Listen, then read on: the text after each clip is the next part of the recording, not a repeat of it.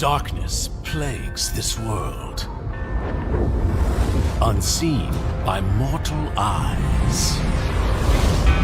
People prayed to the Immortal One to safeguard the sanctity of peace.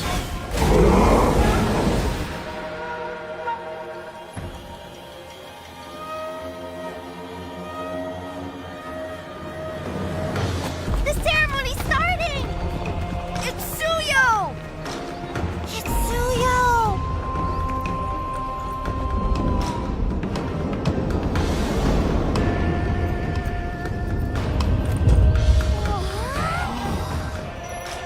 I bear this mask, for this duty is mine alone.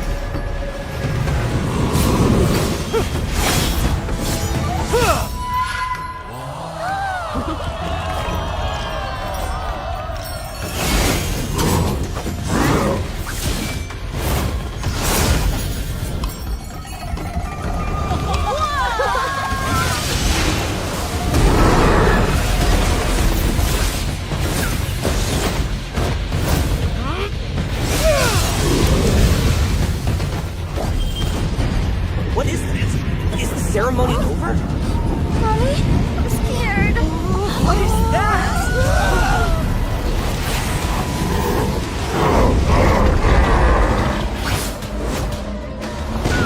Let's get out of here! Let's get out of here! Let's get out of here! In their hearts, fear festers into darkness. But deep within, there is hope to crush that fear.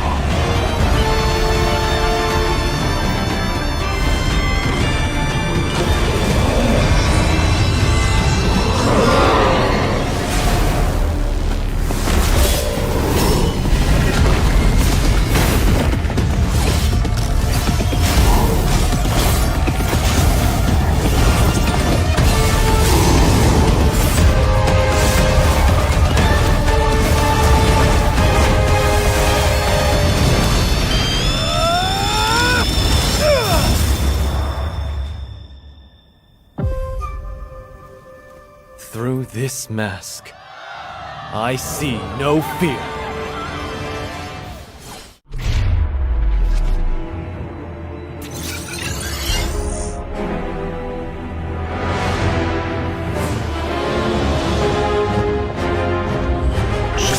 You don't know the power of the dark side.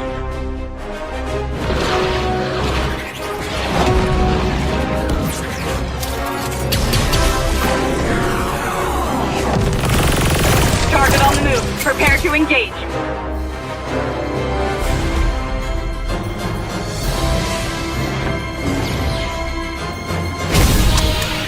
May the Force be with you.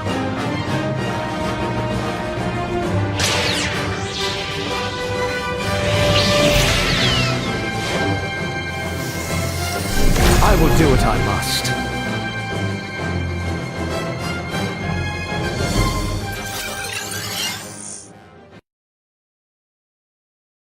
Hello everyone, and welcome to our special anniversary version preview. Today, we're thrilled to showcase a ton of new content coming in the patch. So, let's jump right in. First up is Battlefield Draft, MLBB's latest event that will implement temporary battlefield modifiers based on your votes. Each modifier effect slightly alters the battlefield rules. For instance, with the Super Entourage effect, the Lord will summon 3 super minions when pushing a lane. These diverse gameplay effects will challenge your hero selection and game strategy. We hope to make MLB be fresh and exciting for players new and old, and provide new gameplay experiences throughout the season. Meet Tsuyo, a wandering exorcist from Juan, who wields the power of the immortal Noir. He's a versatile hero who can switch between assassin and fighter roles on the fly. Each of his skills are essentially two skills that can be tapped or held to unleash completely different effects. We can't wait to see the brilliant plays you will achieve with him in-game. We've added additional visual indicators for some hero skills, so players can more accurately see where the skills will land.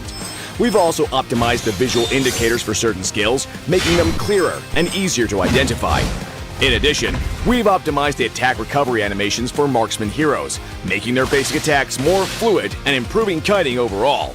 This time around, we've optimized the underlying logic to make hero movement much more responsive. This change should make actions like stutter stepping much smoother in the future. We understand the login experience wasn't great for players on less powerful devices, which is why we've redesigned the login process and optimized our code to make login faster and reduce other login issues. That wraps up our anniversary version preview. We hope everyone will have a blast with all the new content. And we'll be seeing you in the Land of Dawn.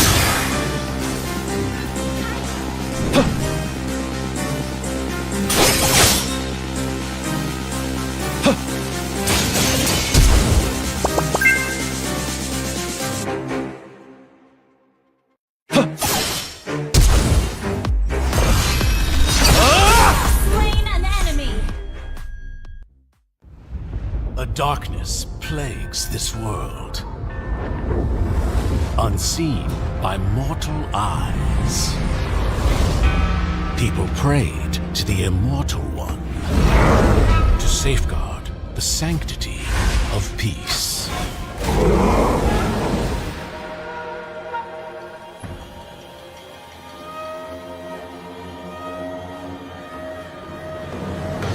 The ceremony's starting! It's Tsuyo! It's Tsuyo!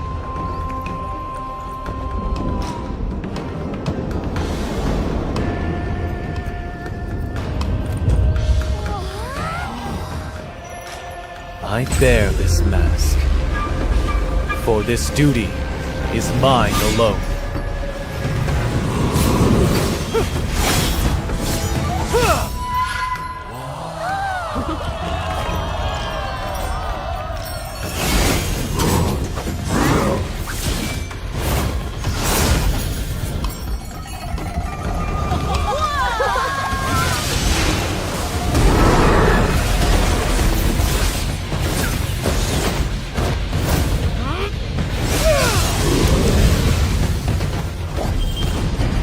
What is that? Is the ceremony over?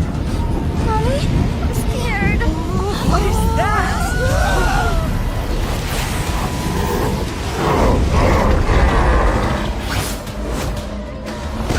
Let's get out of here! Let's get out of here! Let's get out of here! In their hearts, fear festers into darkness. But deep within, there is hope to crush that fear.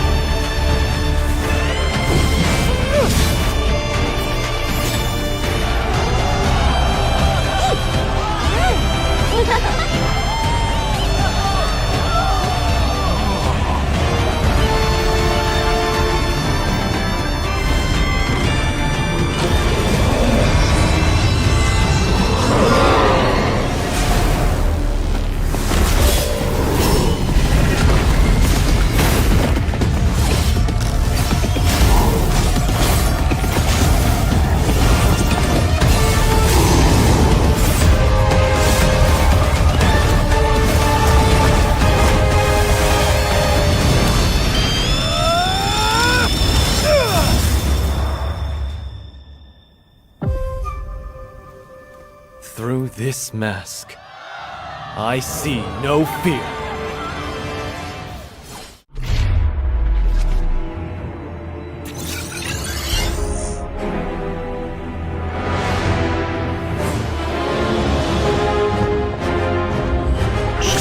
You don't know the power of the dark side.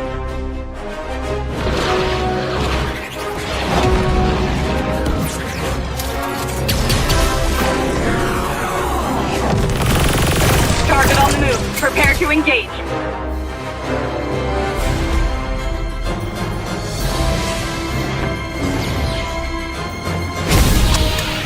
May the Force be with you.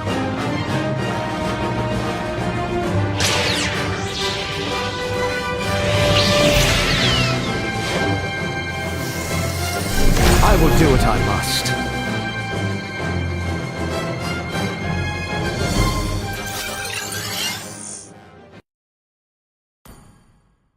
Hello, everyone, and welcome to our special anniversary version preview.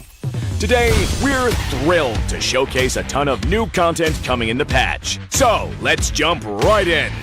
First up is Battlefield Draft, MLBB's latest event that will implement temporary battlefield modifiers based on your votes. Each modifier effect slightly alters the battlefield rules. For instance, with the Super Entourage effect, the Lord will summon 3 super minions when pushing a lane. These diverse gameplay effects will challenge your hero selection and game strategy. We hope to make MLBB fresh and exciting for players new and old, and provide new gameplay experiences throughout the season. Meet Suyo, a wandering exorcist from Juan, who wields the power of the immortal Nuo. He's a versatile hero who can switch between assassin and fighter roles on the fly. Each of his skills are essentially 2 skills that can be tapped or held to unleash completely different effects. We can't wait to see the brilliant plays you will achieve with him in-game. We've added additional visual indicators for some hero skills, so players can more accurately see where the skills will land. We've also optimized the visual indicators for certain skills, making them clearer and easier to identify. In addition, we've optimized the attack recovery animations for marksman heroes, making their basic attacks more fluid and improving kiting overall. This time around, we've optimized the underlying logic to make hero movement much more responsive. This change should make actions like stutter stepping much smoother in the future. We understand the login experience wasn't great for players on less powerful devices, which is why we've redesigned the login process and optimized our code to make login faster and reduce other login issues. That wraps up our anniversary version preview. We hope everyone will have a blast with all the new content. And we'll be seeing you in the Land of Dawn.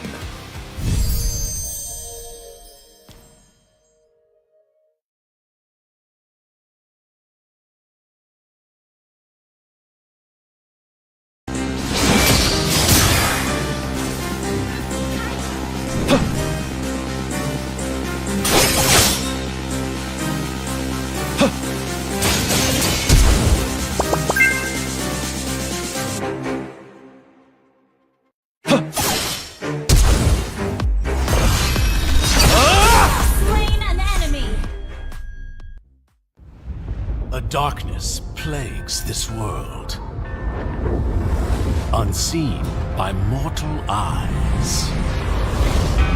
People prayed to the Immortal One to safeguard the sanctity of peace.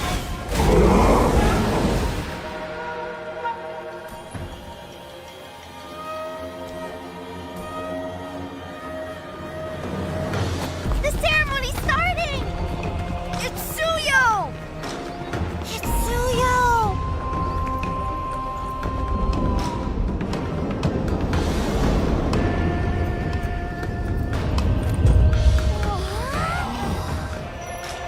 I bear this mask, for this duty is mine alone.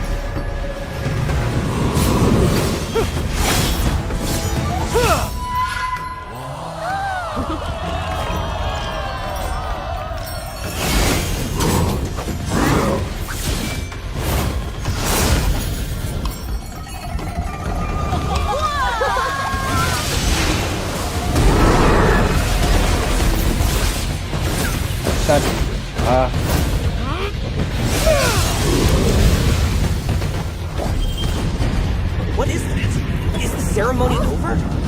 Mommy, I'm scared. What is that?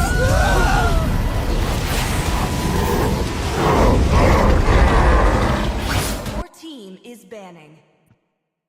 Hello, welcome everyone to Vortex Esports Championship Quarterfinal Day 1 that is presented to you by MOBA Legends 5v5. And from today, we will be starting the quarterfinal stage of this championship. We have got quite far, and only the best 8 teams have come forward to this quarterfinals. So, we will be starting with match 1, day number 1 of quarterfinals, and this is going to be between Fusion Prime and Ethereal Reverie. So on the blue side we have team Ethereal Reverie, and on the red side we have team Fusion Prime. Myself, I am Mitami, and I am joined by my caster Ray. So say hello, Ray. Hello everyone. Welcome to the stream, and I'm really excited to join tonight with my co-caster Itami as well, with two really strong teams, Team Ethereal Reverie as well as the Team Fusion Prime. Both teams have made it to the top 8, so they are a real menace to deal with. So I'm really excited to see which one of these teams could come out on top on this series of best of 3. So let's see what is the ban process going on between both teams, as we see 2 of the mages being banned out from the side of Team Ethereal Reverie. I think they are not prioritizing to take the Zask and the Tushin, so they will just be banning them out. And on the side of Team Fusion Prime, they are going for the ban with Suyu. I think they do not want to deal with a new hero, and if I'm not okay, they will be banning out that Carmilla. What do you think of the ban phase so far? Do you think, like Itami, do you think that banning out the Shushin so early on when they could have taken it is kind of a waste ban, or what do you think? I'm gonna give you an honest opinion regarding this. The Zask as well as the Jushin recently got adjusted, so banning them first kinda be like, if you are going with the not going with the meta so consistently, then you will be banning the Zask and the Jushin. But if you have a strategy that is gonna be like, if that Zask or Jushin could be involved from the enemy team, and you have a strategy and that Zask and Jushin will not be able to, like, they will not be able to prioritize your strategy, then I would definitely go for the Zask and the Jushin ban. And from the side of Team Ethereal Reverie, we are seeing the Roger as being the first pick. From the side of Team Fusion Prime, I think they did quite of their homework, because the new hero, the Suyo, has been banned as well. The Carmilla hasn't got adjusted much. Meanwhile, the Chip, he has got some adjustment onto his cooldowns and stuff. So it is quite I would not say an adjustment, but then this is kind of a nerf for Chip. So still, they are still proceeding to ban the Chip. And I guess from the side of Team Fusion Prime, the Alice is open. And as soon as I said the Alice, in this patch, the Golden Alice is working really, really well. And I definitely think this Alice is going to the gold lane. And there comes another pick from the side of Team Fusion Prime. And I guess this is going to The be a hunt jungler. No, begins. they will be going with the Ruby, which hasn't got adjusted. And Ruby is doing quite well by far. So prioritizing the Ruby as well as the Alice, I think both of these are good picks. Yes, absolutely. The Alice suddenly receiving the adjustment to her mana regeneration, and that buff was really, really, giving her the chance to appear on the meta again as a goal laner this time. Alice is really funny because she has went to each lane. Because if you remember, a few seasons ago she was a mid laner, then a few seasons ago she was a jungler, and then she was Exorcist of also the an Dragon EXP, Spirit and many, here. many seasons ago she was even a tank, and suddenly she has finally reached the goal lane. I think she has finished her journey on being on each lane. Quite a versatile hero, honestly, and I'm really proud that she's finally back onto the Still meta waters again, run deep. becoming the menace she is. The blood sucking vampire is back on the meta. And I see the carry being picked out so early on. I do understand that the Alice is quite tanky, but Alice is a mage. She's not exactly that tanky. The thing that she has is her spell vamp. So I think if you pick a marksman that can stay out of the range, like even Clint or Claude or even Beatrix can melt down that Alice really fast. So I think that carry pick would be kind of gone to waste, especially with that Ruby who can easily come in with the I am offended and grab onto her, giving the opportunity to that Ling by Breeze to take her down easily. I think a long range marksman would have been better, but let's see. At the end, the execution is what matters. And one more thing that I'll be noting out, I think Chip has gotten a nerf to his cooldown and he is not mobile as before, but he also received a small buff, and that is the immobilize on his ultimate. So I think most teams are trying to avoid that immobilize from Chip, and that's why they're trying to ban him out because it could be fatal in the late game. That is why I think is the reason why they would be going for that ban. Anyways, what do you think would be the last four picks from both sides, as the jungler side lane and the goal lane have been picked from both sides, Itami? I guess from the side of Ethereal Reverie, we Transmitted are on going a to be Disha. seeing a roamer ban because the roamer is yet to be picked for the side of Team Fusion Prime. Because this Roby is most probably going to the gold lane, considering how quick she was prioritized. And you were discussing about the carry pick, if the carry getting picked so early in such an early phase of the draft means one thing, they are like um, Team Ethereal Reverie might be planning to go for tanky comps. So if Fusion Prime got the hands on the carry, then that would be kind of a trouble for them. That would be one of the case. Second case would be like if to counter, like to be giving quite a hard time to the Ruby as well as the Alice, so that carry is picked. That could be one of the case. And from the side of Team Fusion Prime, I think we are going to be seeing a mid lane pick, but I don't know if that Eudora is going to be working so well. Because if there was an assassin for the side of Ethereal Reverie as the jungler, then it would have been quite working out. But yes, I don't think that Eudora is going to be picked. But instead, going a Paramis, but even if they go for the Paramis, last game what happened? Okay, they are going to the Louis this time. Last series on the round of 16, what we saw from the side of Fusion Prime was they proceeded to pick the Paramis to the enemy team. They gave the Valentina, but still they were able to win the match as well as secure the victory with that Paramis, even though the enemy team had the Valentina. So Fusion Prime does work Always on the well with the way. Paramis, even though they have enemy as the Valentina. And from the side of Team Ethereal Reverie, we are seeing the roamer that is going to be the Matilda and the mid laner that is going to be the Vexana. So by far, in my opinion, if you ask me, then which draft looks more meta reliable is going to be the draft of Team Fusion Prime. What do you have to say regarding this?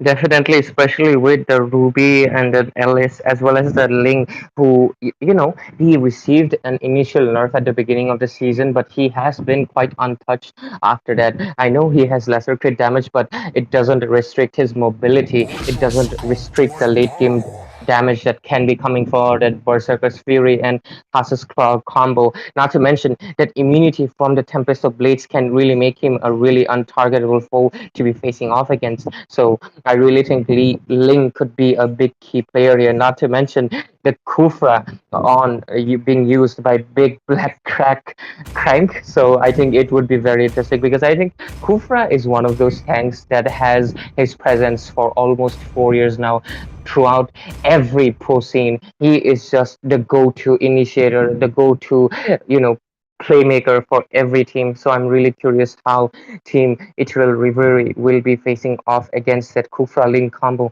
Not to mention they have taken the Matilda. Usually I do see like Roger going with a healer, like maybe a Florin, maybe an Angela. So I do want to see how they would be working with the Matilda pick as well. I think they perhaps predicted the Kufra pick, or maybe they picked it thinking that there could be another tank coming in. So let's see what will be happening as we head on to the land of dawn between both teams as they proceed to their respective lanes. The junglers proceeding to their buffs. Roger going for the blue buff, meanwhile Ling going for that red buff, and hopefully we will see an engage happening between the both teams soon to make things really exciting. Let's see what happens, Itami.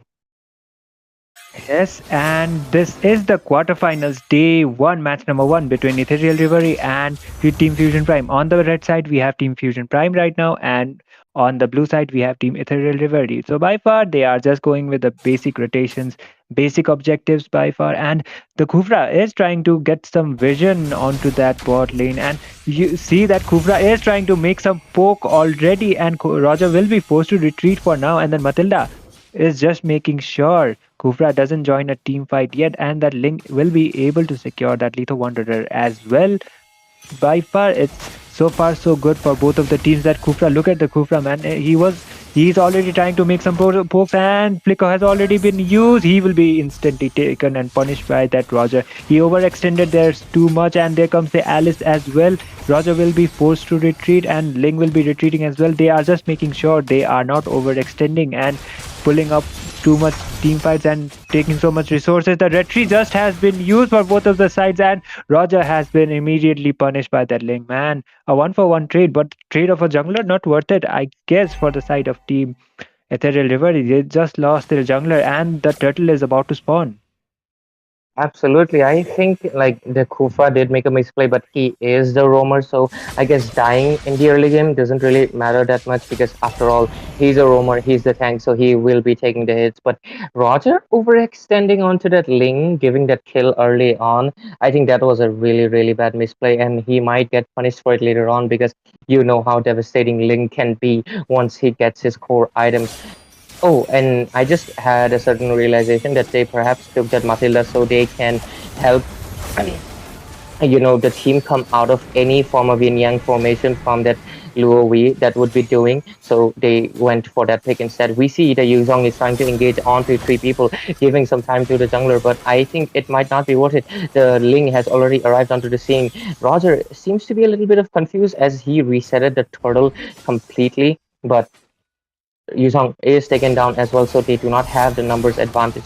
Roger is looking for a proper engage, but I think, Vexana is actually the one being taken down by that Kufra. Roger completely abandoning the idea of the turtle, and he will be just proceeding to his red buff instead. This first turtle will be going uncontested to the side of Team Fusion Prime, who just take it for their side. Kufra is just trying to get a little bit of gold, and I think both teams will be playing it safe for now, unless Team Fusion Prime is looking for an engage because they have that Tyrant's Rage on their side.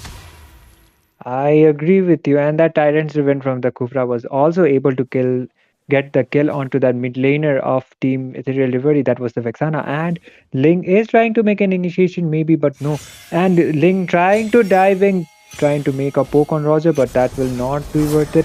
And you know, one thing I just noticed was Roger just got the Sky Piercer as his first item, so I don't know if he is really confident getting about the kills when it would be okay, but Yuzong looking quite at a bad position. The Petrify has been used. There comes the Templates of Blades, and Yuzong is taken down. immediately. That was quite a bad positioning. 4 members were covering him up. And there goes the Matilda with her ultimate, and she will be retreating as well. And there comes the I am offended from the Ruby too. Matilda trying to make an initiation, but she will be taken down instantly. And the Roger has fallen off as well. The damage coming up, the after damage coming up from the Luo is able to secure the double kill. Quite not a trade. This is not Ethereal Reverie would be planning, and Fusion Prime looking quite dominant right now. Yes, Fusion Prime just showing their dominance and their synergies on to their team fights as they were able to secure those kills, and they are leading on with a 3,000 goal lead as well as 5 kills ahead of Team Ethereal Reverie. And I do like have a little bit of doubt on the Yuzhong as well as the itemization from Roger. Yuzhong not going for that War Axe, and instead he opted to go for that anti-heal. I mean, I do understand he's facing off against the Ruby who has like tremendous amount of lifesteal, but look at this. He does not have the lifesteal as well. He could have survived if he had that War Axe, if he had that Spell Vamp. His Star Residue would have saved him, but he does not have any Spell Vamp right now, and he was taken down immediately. Anyways, we see an engage happening onto that bot lane. The Ling has also approached onto that scene. Ling was able to secure a kill, and Roger came in with the trade, killing all of the lights on that Alice as well. A goal laner for a goal laner trade from both junglers, as the second turtle has already responded. Look at Ruby, she is trying to make a sneaky play, trying to steal the blue buff from that Roger. And I think she won't be able to succeed on it because Roger has already, come to the scene, but the turtle will be started by that Ling soon. I do agree, and this might be another uncontested turtle for the side of Team Fusion Prime. They were able to pick off a kill onto that Roger before, and Ling will be able to secure the turtle quite easily. And there might be coming another initiation, but Matilda is forced to retreat. There comes the petrified play from that Yuzong, not able to do much. He is in a bad position right now, but the Black Dragon, he uses the Black Dragon form in order to make an escape instead of an initiation. So I don't think that was quite worth it for the side of Team Ethereal Reverie. That Yuzong is struggling right now, and that Alice is trying to go in, but she will be escaping her with her S1. And there comes the Templates of Blades from that Ling, and Luo is able to secure another kill, the monster kill for that Luo. And man, oh man, this is not looking so good for the side of Team Ethereal Reverie, and that carry looking quite on a bad position, and Alice instantly punishes her, and that bot tower is also gone for the side of Team Ethereal Reverie, and it has only been 7 minutes onto the match, and Team Fusion Prime having over around 5k goal lead already, and this is not looking so good for the side of Team Ethereal Reverie as well. They also got 2 towers too, so yeah, by far Fusion Prime is quite leading. There goes Carrie with the golden staff already. She already got 2 deaths on her sleeve, and she Matilda trying to make an initiation. Roger is trying to dive in, but he will not be going so deep. The Vexana uses her Eternal Guard, completely misses it. Ruby trying to dive in. There comes the Alice as well, and there goes the Ruby. Kukra was trying to make a jump. There comes Louis with her teleport, and they will be retreating. The Louis trying to make a poke, but they will not overextend the fight. Roger is trying to get his blue buff. There goes Yuzong with a Black Dragon form. The Tyrant Driven coming up from Kufra, and Kufra will be taken down from the hands of Roger. Too much overextension right there. And there goes Alice with a kill on the Matilda as well, and a double kill for that Roger, but he will be shut it down. And there comes the Template of Blades for that Link, and that Alice is able to kill off every single one from the side of Team Ethereal Reverie, and a 5-for-2 trade. Man, that's a complete wipeout for the side of Team Ethereal Reverie, and absolute dominance coming up by far from the side of Team Fusion Prime. Absolutely. This is why Alice just suddenly rise onto that meta. The mana buff was so it is just so perfect for her. She is dominating way too much, especially on this meta right now, and she just got a maniac onto that 4 people, completely solo. The Ling was backing her up, but I think it was mostly her dealing most of the damage. Oh, we see a teleportation for gameplay coming in from that Louis, who might get punished, and she does try to escape, but I think she will be taken down by the Roger, who gets the shutdown PZY on that Roger. finally getting a shutdown. Oh, Alice making that winter trunchet play. Kufra coming in again with the Tyrant's Revenge. And oh my god, this Alice is just way too unstoppable. And I think this could be Damn. an end for the side of Team Eternally, who it is so unfortunate to say, but they are no match for the domination that is coming from the side of Team Fusion Prime. And I would like to mention one thing is that really, really odd itemization from Team Ethereal Reverie. They are not, taking the right items in this game, in my opinion. And I think we will discuss it later as we will proceed to the results screen later on after the game ends.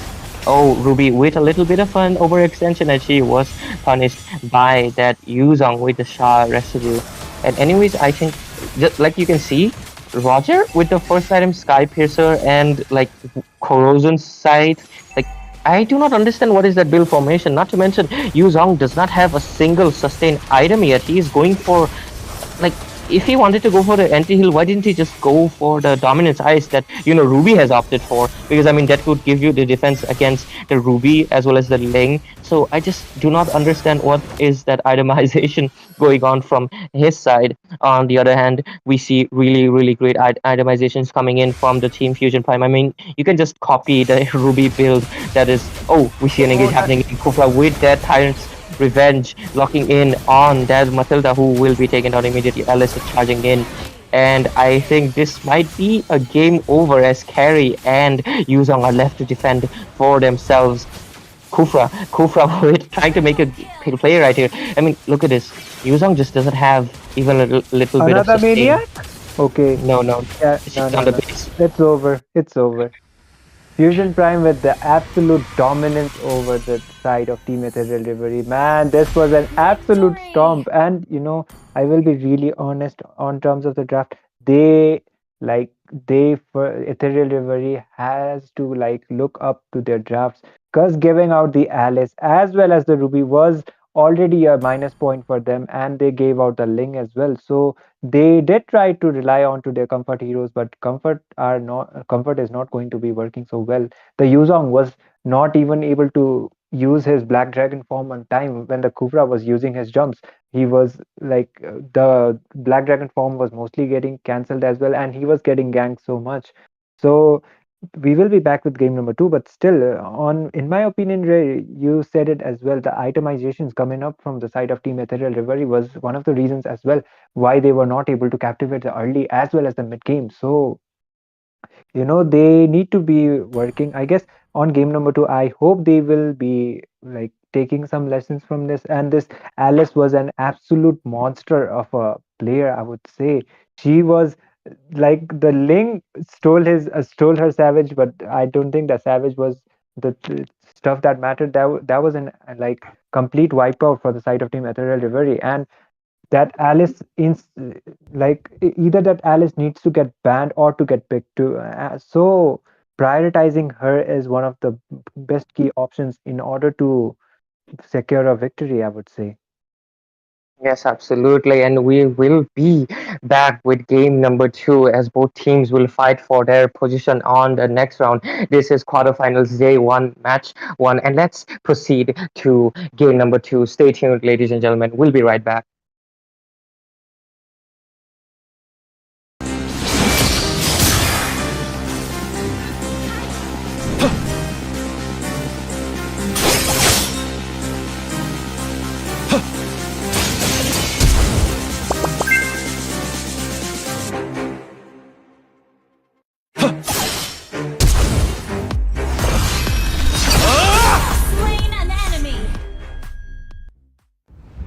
A darkness plagues this world, unseen by mortal eyes. People prayed to the Immortal One to safeguard the sanctity of peace.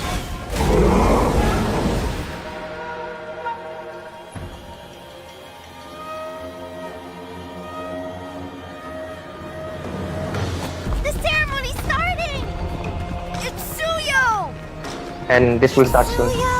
Anyways, bye bye. अच्छा fusion prime अपना game already जीत चुका है. हाँ okay best of 3 चल रहा है I ना bear ethereal this Rewari mask. Versus fusion prime For first this game duty जीत गया is mine alone. Okay I can do this okay okay मैं प्ले बाय प्ले कर लूंगा फिर Is banning. So we are back with game number 2, ladies and gentlemen, and this is the Vortex Esports Championship Season 2, and this is the quarterfinals day 1. And on the first game, we saw Fusion Prime going up against Ethereal Reverie, and on the first game, we saw an absolute dominance coming up from the side of Team Fusion Prime.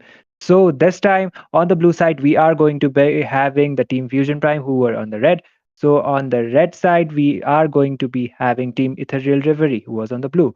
I myself, I am Itami, and with me is my caster, none other than my one of my friends, Fredo.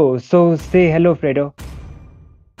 Hello everyone, this is me Fredo and I will be joining Itami today on this match for the caster's desk. And as we see, the bans are already taking place.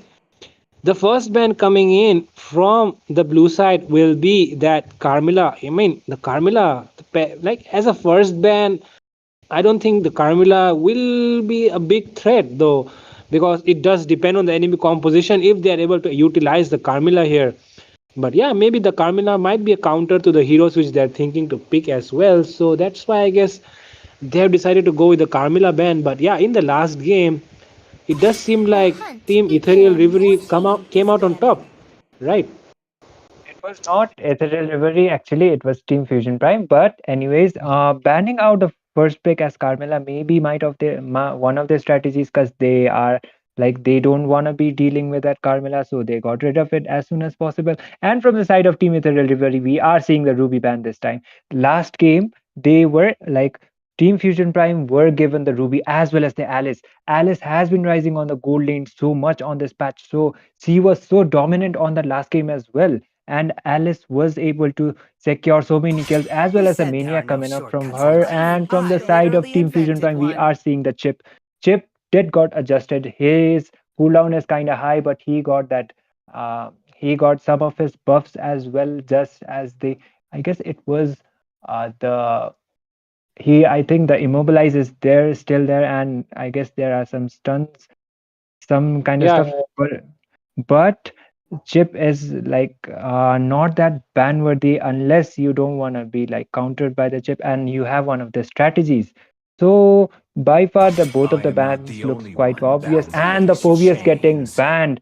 Phobius is really still so dominant. He didn't got any patch adjustment. So Phobius is one of a threat. The You are Immortal either One to be chose me to banning him or vanquish the picking him. So shadows banning him that is quite plague a good this option. world. And from the side of Team Ethereal Reverie, we are seeing the Suyo being banned. So this hero, as soon as he landed on the Land of Dawn, he is either getting picked or banned. So if you are not like familiar with this hero, then I would recommend to ban him. So Team Fusion Prime are like proceeding to ban him. So by far the drafts looks pretty decent. And from the side of Team Ethereal Reverie, we are seeing the Jushin. Jushin did got adjusted as well, but uh, instead of giving to the enemy, I guess they are going to the safer side and banning it. So by far, what do you think, Fredo, of these bans? well, I mean, if you look at the bans right now, pretty standard bans coming in from the side of Ethereal Reverie, because the Zushin, even though the Zushin was nerfed, the mana added on the skill, the cooldowns as well, even though on top of all that, the amount of CC that she provides by displacing the enemies from here to there, throwing them here and there on the map, that creates a lot of problem during the team fights, because you're not able to use your skills and you are being disturbed continuously all the time, and meanwhile your HP is just melting down slowly, while you're not even aware of it. You just feel like the damage is not there, but the moment you land once or twice, you see your HP is almost half. So you don't want that happening. That's why I guess the side of Team Ethereal Reverie will be banning out that Zushin. And on the other side, we are seeing that, the side of Team Fusion Prime, like you said, the LS did work out well for them, and they will be picking it up as the first pick as well. I don't know why the side of Ethereal Reverie decided to, let that Alice open for them, but I guess the X-Borg might be a good enough counter against that Alice here. But what do you think about the carry here? The carry? Carrie did got picked on the last game, but she was not able to work so well for the side of Team Ethereal Delivery. They did proceed to the carry, but Alice was absolutely dominating her onto the gold lane. So giving out the Alice for the Roger and the export. Okay, Roger, he got quite some adjustments. He is not so good in the gold lane, but still on the jungle, he is quite good. But the export is also okay, I would say. But there were other options as well, in my opinion. But from the side of Team Fusion Prime, I think we are going to be seeing this edit getting The picked up. I priestess of think primal this edit is lightning. going to The the hunter EXP of lane, all the considering that evil Alice has gods. already been picked, and the link coming up once again from the side of Team Fusion Prime. The templates of Blades were like connecting so much on the previous game as well, and he was able to secure the most of the objectives too with this link and giving up the link once again for the side of Team Fusion Prime. The drafts kind of look pretty similar compared to the last game. They gave out the Alice and the Ruby, but this time the Ruby is banned. So for the side of Team Ethereal Reverie, I guess they will be proceeding with the jungler. I guess the jungler is already picked actually. Yeah, the jungler is already picked. I guess, yeah, the mage right now, the mage, the Aurora will be good. Even the Vixana as well. I mean, I have not seen many people in India doing it, but the Eve, I see it a lot in the MPL, PH, and MPL IDs because the Eve does have a good zoning potential and it is immune to crowd control during the ultimate duration. So I guess that is why I guess the Eve would have been a good, hero here to counter down that Alice, putting in those stacks from, her ultimate and doing that damage with the wishing lantern as well as the glowing wand. But yeah, the Aurora is not a bad hero either because her frigid glacier does cover a lot of area. So the amount of CC provided by that Aurora is not bad either. But it does need to get connected with a lot of damage dealing skills because the amount of damage the Aurora does is not enough to burst down anyone. So yeah, you do need some other heroes to back her up with the damage so that the combo executed perfectly and they were able to get some kills out of that engage. But right now we see the second ban phase is already happening. It's the Lolita and the Moskov being banned by the side of Team Fusion Prime, and on the other side we see the Zask and Vixana. So oh my god, the best mages in the Indian scene right now, the three of the best mages have been taken and picked out, banned out. So the mage is a little bit narrow right now, the mage pool right now. So what do you think Fusion Prime will be coming up with for their mage pick? You just mentioned it before. Maybe they would be going for the Eve. We don't know, but we are yet to see regarding that. And I guess Lunox will also be working on the mid lane as a really good pick, but we are yet to see that. The Claude has also got adjusted as well. His mana is completely removed, so you will be able to do a lot of damage as well, in my opinion, because Claude used to be relying on the basic common emblem before the mana adjustments were done, and we might be seeing a Eve coming up, Fredo, as you mentioned, and the Claude, or I don't know, they are maybe planning out.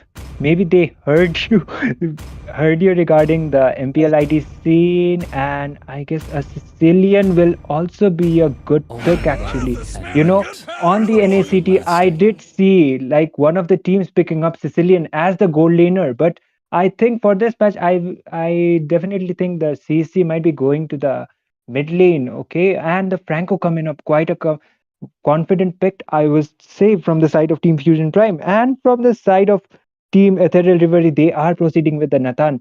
As soon as the Lolita got banned, they proceeded with the Nathan. So this might be one of the strats as well. So I think Ethereal Reverie has one last pick, and that is going to be the Roamer. That can be the Minotaur as well as the Tigreal. They have options. And the Grok can also be picked as well, considering his mana is also removed. So Grok is also quite good. But I think they will be proceeding with the Minotaur pick in here. And yes, that is going to be the Minotaur for the side of Team Ethereal Reverie. Yup, and with that we see the draft has been completed, but it does seem like just a little bit that the side of Team Fusion Prime looks to have the better draft here. But if the mage, I mean, instead of a Sicilian, if they picked up the Eve there, then it would have been, just complete domination on their side, as well as the Franco here. I mean, they do have the frontliners as the Alice and the Edith as well, but the Franco, I guess there is also the possibility that there is this Minotaur, there is this Aurora, as well as the Xborg on top of that. So the Franco using his ultimate, I mean, not the best scenario here for the Franco in this game. But yeah, we'll see as we find out, because Fusion Prime is not a bad team either. So yeah, it all comes down to execution on the battlefield.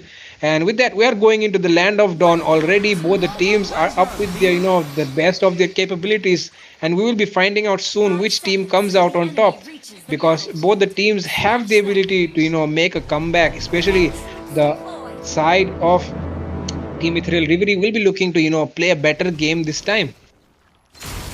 Yes, I do agree. This is going to be the match point for the side of Team Fusion Prime. If they proceeded to win this one, then they will be advancing to the semi-finals of this tournament as well. So this is going to be the match number two.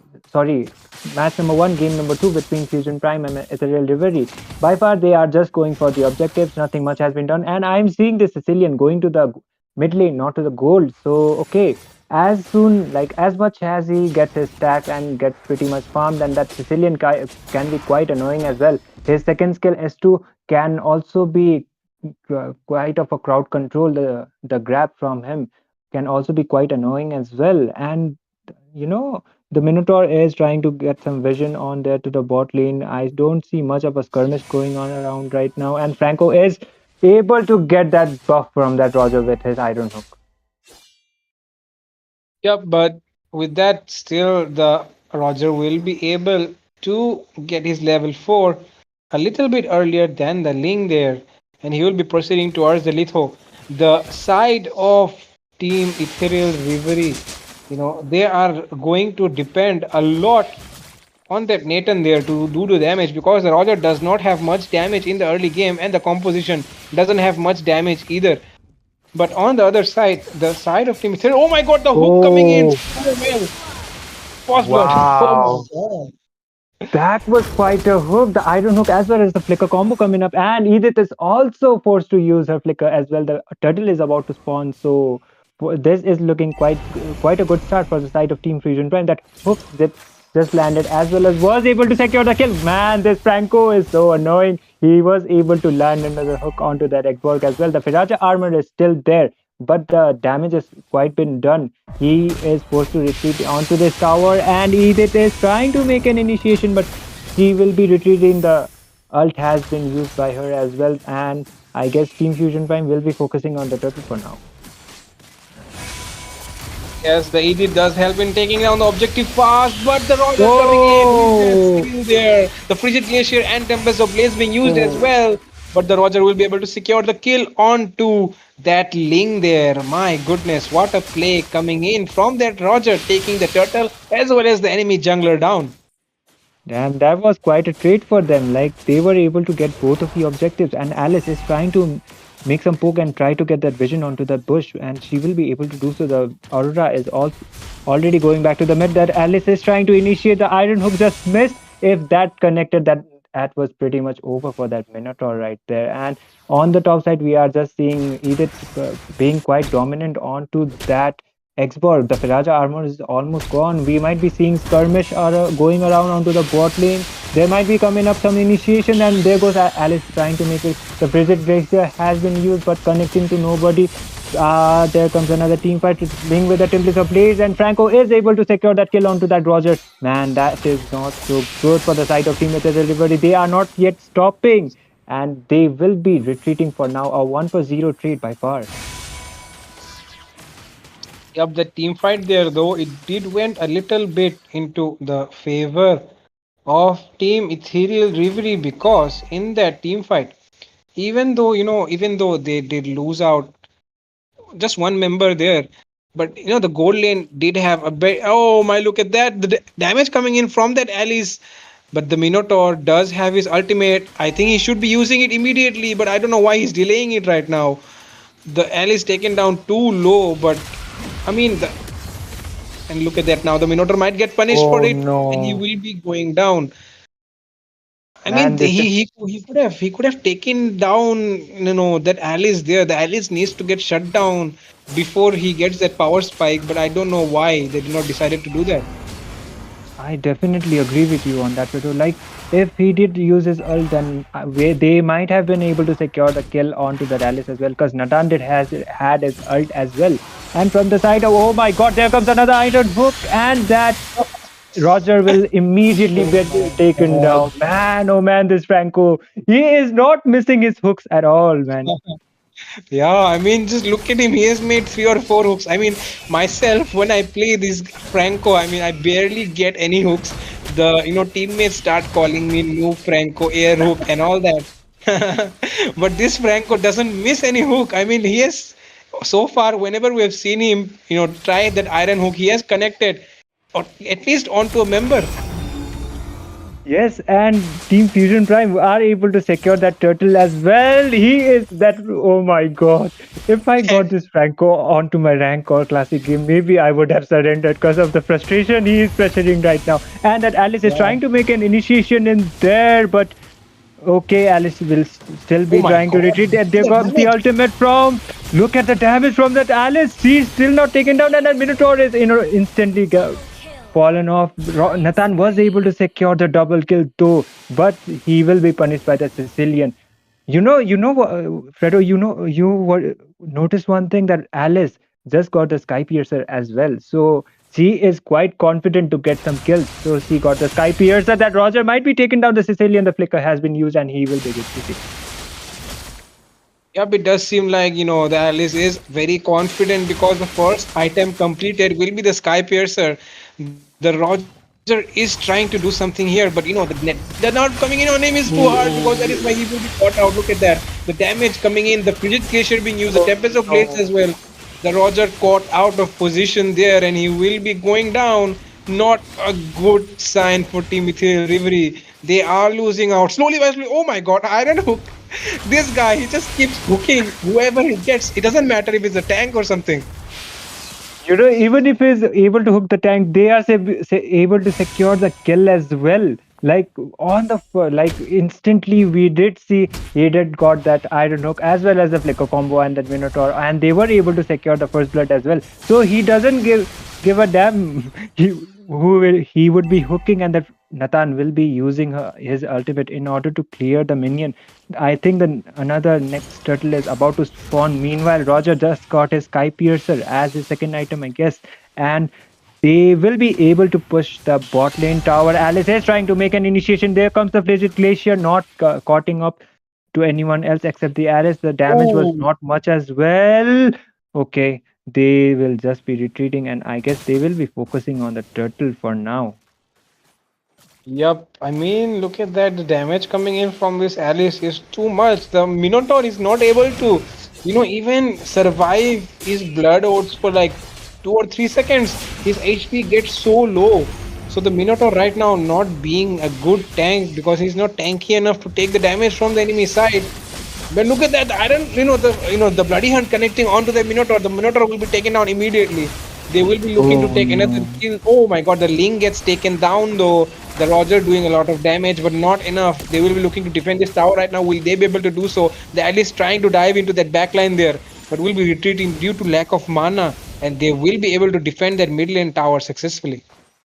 Yeah, and that Templates of Blades did connect onto that Aurora as well. He was almost able to get the solo kill onto him, but he did lost his life there. And I guess that will be quite a worth it trade, because the passive is no longer there. They got the kill as well. And onto the top side, Alice might be looking quite trouble, and Ekborg is able to pick off a kill to that Alice with his last insanity. And she kind of overextended in there. The tower also got her quite good in terms of the damage. So Alice will be taken down there. Quite some overextension, but the top lane tower is almost gone as well. Franco is trying to check those bushes with his iron hook, and there was no one to be caught, unfortunately. But for the side of Team Fusion Prime, they have over 2k gold lead, and meanwhile Sicilian able to get a solo kill onto that Minotaur. Man, look at that damage coming up from him already. Yeah, but it does seem like he has a good amount of stacks already. It's about the 10-minute mark, And if you are a good Sicilian player, oh look at that, the bloody hunt connecting onto that Xbox, the Xbox will be taken down. And like I was saying, if you are a good Sicilian player, by the time the clock reaches the 10-minute mark, it is if you are a good Sicilian, you must have around 200 stacks already by the 10-minute mark, because it is possible to get those 200 stacks if you are continuously poking those jungle as well as the minions on every lane. So yeah, that is why I guess the Sicilian does have a good amount of stacks, because of which he's able to do so much damage. And in the recent update, the Sicilian's mana increasing, the mana increase per level has also been increased, due to which his damage is increasing so much. And look at that, Alice diving into the back line there, doing so aggressive plays there. Oh, look at the flicker. The Winter Crown just has been used. He will be retreating. Edith will be using her ultimate as well. Sicilian trying to grab in the Iron Hook as well as the Flicker just got missed. And I think Team Fusion Prime should be proceeding to the Lord in order, like, instead of overextending here onto the mid lane, because they don't have the minions as well. So yeah, as you mentioned, the Sicilian got some adjustments too. But I guess the most impactful thing that to him and the Alice happened was the adjustment to the Clock of Destiny. And there goes Aurora. The passive of her is gone. The Templates of Blades coming up from that link, and he is almost able to secure the kill. And Alice coming on to the backline, trying to make another initiation there. And look at that, they are not looking so. The double kill for that Alice once again. The ultimate from that Franco was able to secure that double kill for the name of that Alice. And the Sicilian as well as the Alice are so on an advantage right now is because of the adjustment onto that Clock of Destiny as well as the Wishing Lantern. So both of these items are quite profitable for Alice as well as Sicilian. So I think on this patch, that might be one of the reasons they are having such of an advantage. That Roger is trying to make some dive, but he will not be able to do much. Okay. Oh my God! I mean, he would have not expected to go that far with his Lycan pounds, but somehow the Alice, lured him out with that Lycan pound so far away from his teammates. I mean, if the Franco was there, he was dead for sure. But luckily, the Franco was not there to connect his bloody heart onto him. Look at that damage coming in from the Alice. Just the blood oaths. I mean, just 1 second staying in that blood oath was able to do so much damage onto that. And right now, a pause coming up from one of the teams. So I guess we need to be a bit patient for the action to continue. But Team Fusion Prime just got a Lord, and the first Lord was, I guess, it was coming up from the side of them, and if they were able to sink those lane as well as secure some kills, then this match could be pretty much over. But the Goldies is not so much. So Ethereal Reverie still has the chance to make a comeback, in my opinion. But in terms of the draft, you and me both know it as well. I think both of us are favoring for the side of Team Fusion Prime in terms of the draft, and the adaptability onto this meta. Both like Team Fusion Prime was able to adapt so well. We are seeing that Alice Goldin is working quite well for them. She is like so confident. She got Sky Piercer as her first item, and they were able to do so much. Yep, the Sky Piercer as the first item does feel like a very, very big, confident game. And right now we are back into the game already. The technical issue has been resolved, and the Ling might be looking to take that bot lane tower down. The lanes are almost in sync, but they will not be able to do so. The last Insanity is being popped, but that means he will be vulnerable right now, and that's why he's taken down. The Alice doing so much damage right now. And the Lord is marching down the top lane tower. The Nathan is doing a lot of damage onto that Lord. Take him down immediately. The Lycan bounce did connect, but Aurora using her physics phase here, completely missing that. Franco is looking quite on a bad position, and he is also punished as well. Aurora is able to secure the kill, and that Ling is able to retreat quite on time. The base is wide open. They only have one minion. The Nathan is trying to make the wave clear, but he will be punished instantly from the hands of the Ling. Team Fusion Prime have almost done it, but they need their minions. Only 2 people are remaining to defend the base right now, and Xborg is looking quite low as well. The last Insanity has been used from him. He doesn't have his immortality yet. The grab was not done, but the base is wide open. Team Fusion Prime will be the first team to be qualifying for the semi-finals of Vortex Esports Championship. Man, what an absolute storm! Victory! The Minotaur is AFK. The Minotaur is AFK. I guess The Minotaur is just there in the fountain watching the Xbox doing everything he can, but the he was Xbox just not like, able to do. yeah, he was like, okay, I'm done. Like, Yeah, I'm whatever you just do, you do. But anyways, guys, like Fusion Prime were able to show their dominance once again onto the second game, and they were able to secure the victory as well as their spot onto the semi-finals of this championship. So yeah, by far looking at the drafts, Alice will be the MVP once again for the side of Team Fusion Prime. And yeah, we discussed this previously also before. And look at that Alice was able to build half clock of destiny, and she got the sky piercer in order to secure the skill, and that newly adjusted clock of destiny as well. That Sicilian also got the clock of destiny, as I mentioned before. And yeah, they were able to utilize it quite well. The Sicilian was able to deal so much damage on to 10 minutes prior to the game. So yeah, Ling was also able to secure most of these his objectives too. And man, that Franco, that hooks coming up from him was absolutely menacing. He was literally not missing out. And that Edith was also doing really well in terms of the initiation. your So voice is yes, getting cancelled.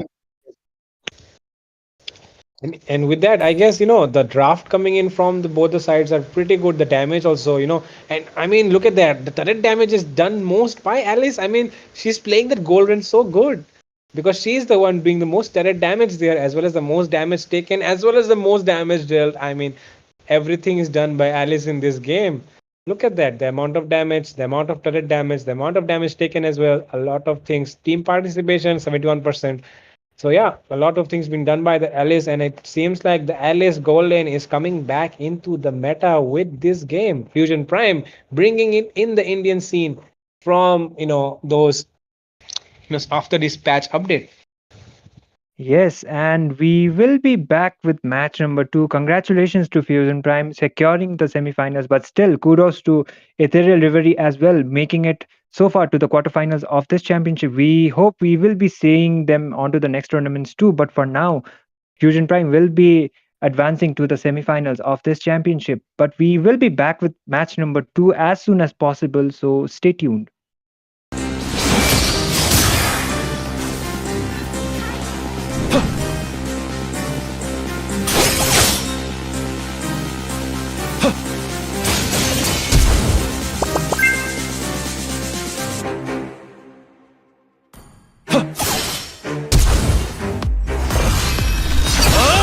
Slain an enemy! A darkness plagues this world, unseen by mortal eyes. People prayed to the Immortal One to safeguard the sanctity of peace.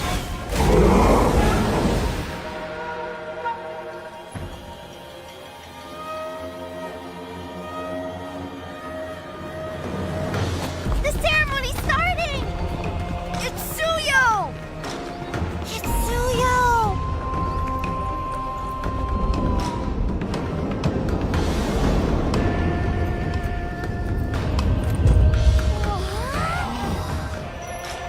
I bear this mask, for this duty is mine alone.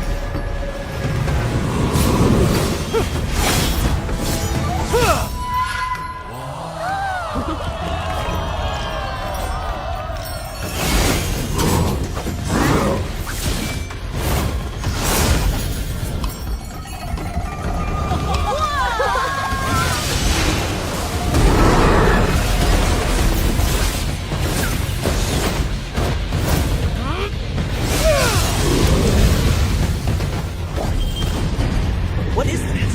Is the ceremony over? Mommy, I'm scared. What is that?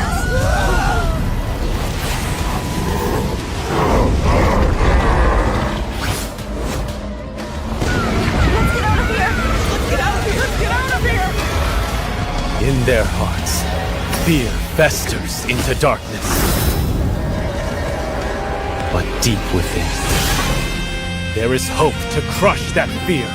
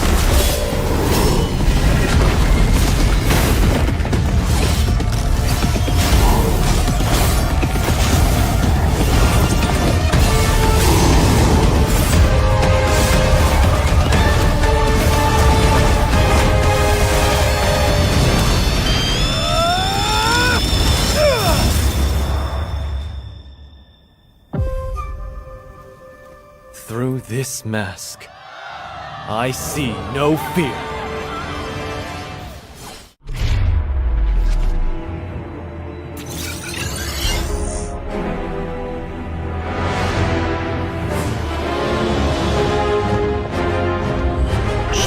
You don't know the power of the dark side.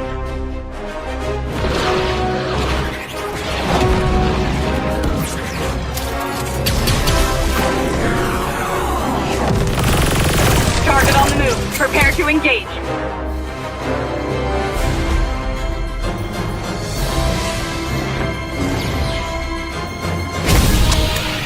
May the Force be with you.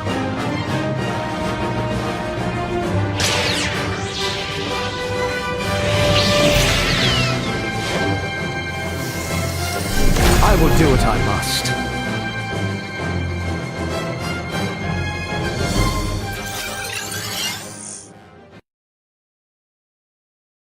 Hello everyone, and welcome to our special anniversary version preview.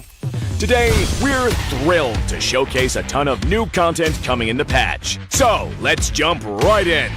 First up is Battlefield Draft, MLBB's latest event that will implement temporary battlefield modifiers based on your votes. Each modifier effect slightly alters the battlefield rules. For instance, with the Super Entourage effect, the Lord will summon 3 super minions when pushing a lane. These diverse gameplay effects will challenge your hero selection and game strategy. We hope to make MLBB fresh and exciting for players new and old, and provide new gameplay experiences throughout the season. Meet Suyo, a wandering exorcist from Juan, who wields the power of the immortal Noir. He's a versatile hero who can switch between assassin and fighter roles on the fly. Each of his skills are essentially 2 skills that can be tapped or held to unleash completely different effects. We can't wait to see the brilliant plays you will achieve with him in-game. We've added additional visual indicators for some hero skills, so players can more accurately see where the skills will land. We've also optimized the visual indicators for certain skills, making them clearer and easier to identify. In addition, we've optimized the attack recovery animations for marksman heroes, making their basic attacks more fluid and improving kiting overall. This time around, we've optimized the underlying logic to make hero movement much more responsive. This change should make actions like stutter stepping much smoother in the future. We understand the login experience wasn't great for players on less powerful devices, which is why we've redesigned the login process and optimized our code to make login faster and reduce other login issues. That wraps up our anniversary version preview. We hope everyone will have a blast with all the new content. And we'll be seeing you in the Land of Dawn.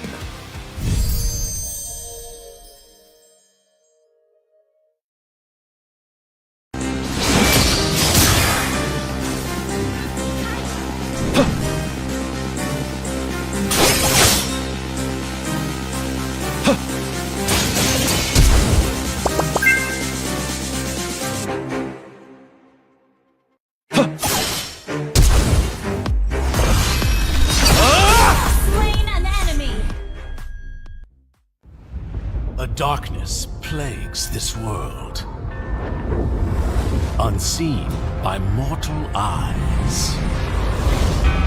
People prayed to the Immortal One to safeguard the sanctity of peace.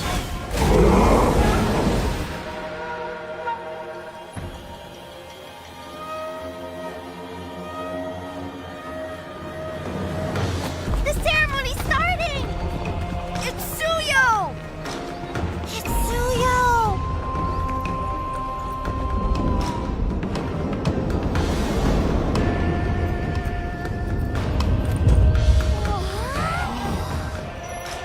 I bear this mask, for this duty is mine alone.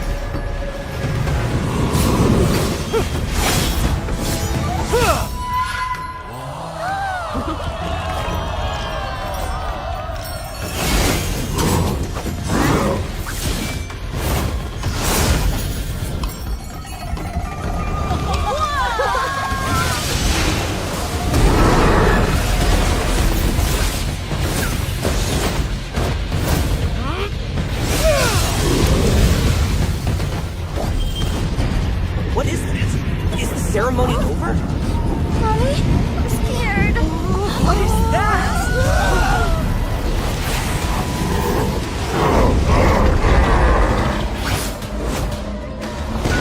Let's get out of here!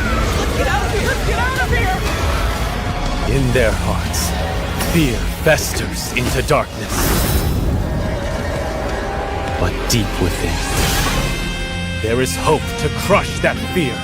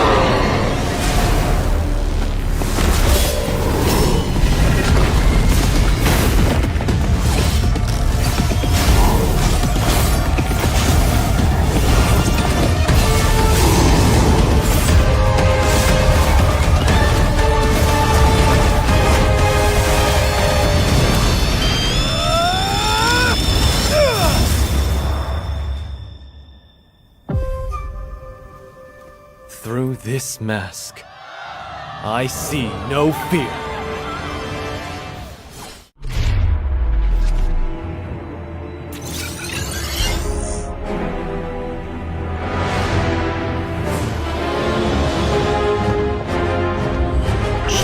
You don't know the power of the dark side.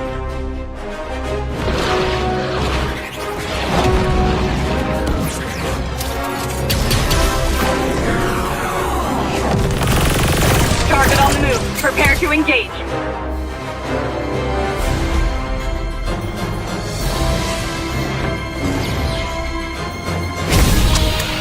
May the Force be with you.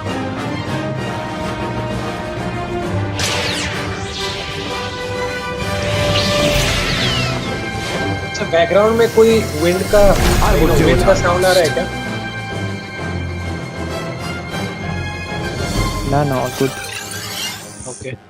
Screen has been shared. Hello, everyone, and welcome to our special anniversary version preview. Today, we're thrilled to showcase a ton of new. Hello, welcome back everyone, and we are back to the quarterfinals of Vortex Esports Championship Season 2. And this is going to be a match number 2 between the two teams, that is Team Shadow Reapers going up against Team Impunity India. And on the blue side, we have Team Shadow Reapers, and from the side of from the red team, we have Team Impunity India. So by far, they are just going with the standard bans. Myself, I am Itami, and I am joined by my caster, none other than Fredo. So Fredo, say hi to the stream. Hello everyone, this is me Fredo and I will be joining Itami today for casting this match against Shadow Reapers versus Team Impunity India. And on the bans are already taking place, I see, and the phobias and the chip being banned out, pretty standard bans. The Alice as well, though, a pretty new, a new hero in the ban section right now because of the recent update which we received, which makes Alice a very, very good mage in the gold lane. And we already saw in the last two games how the Alice got the MVP, getting the Maniac as well as dealing a lot of damage on the enemy backline, as well as tanking a lot as well. So yeah, the amount of heal, amount of damage coming in from the Alice is something that you need, to deal with a very hard time, and that is why the Alice will be banned. The next ban coming in will be the Vexana and the Lolita. But why do you think the Lolita is banned here, though? Lolita banning up so early, I am kind of confused because Lolita recently got the adjustment. Her shield has quite been nerfed. The Hanabi Lolita combo doesn't work out well anymore. So I this ban is kind of questionable in my opinion. In like if you ask me, but from the side of Team Shadow Reapers, we might be seeing an early Arlet pick. Arlet also got adjusted as well. Like his mana is completely removed, so he can use his dashes and his rest of the spam his rest of the skills quite often, and he is getting the first pick. This Arlot can be played on the XP as well as the roamer. He kind of works well as the roamer too. So first picking Arlot is kind of like it's good as well as it's kind of questionable in my opinion. So from the side of Team Impunity India, we are seeing that Terizla getting first pick. Terizla also got some adjustments, so he is not getting as much picked as he was before. But Team Impunity India are like prioritizing the Terizla as their first pick, and there comes the Ruby. Itami, sorry Most to cut you off here, but the side of blue, the side on the blue team, the blue team side is the one which is Impunity India, and the red team side is Team Shadow Reapers. So yeah, we just got a little bit confused here, but sorry for the mistake from me and Itami there. But the side of Team Blue is the Team Impunity India, and the red side is the Team Shadow Reapers. And yeah, you can okay. continue with. Yeah, and okay, thank you for the correction, Fredo. And yes, from the blue side is going to be Team Impunity India, apparently. So from their sides, we are seeing the Aurora getting picked once again. Aurora getting like very early prioritized from the side of Team Impunity India. I think Aurora works quite well for their team comp. So they decided to pick up the Aurora as soon as possible. From the side of Team Shadow Reapers, we are yet to see their pick, what the pick is going to be. That can be on to the mid lane, but no, they are going with the Tigreal as soon as possible. So this might be one of their signature heroes. They might be getting rid of the Diggy, maybe. Okay, they are going with the Link first. Okay, by far decent band, I would say. Yeah, but the thing is, the Tigreal, I mean, not the best hero right now because look at that. They have the Mathilda, so they can actually escape if, even if they get caught there with that guiding wind. So I don't think the Tigreal is the best pick here.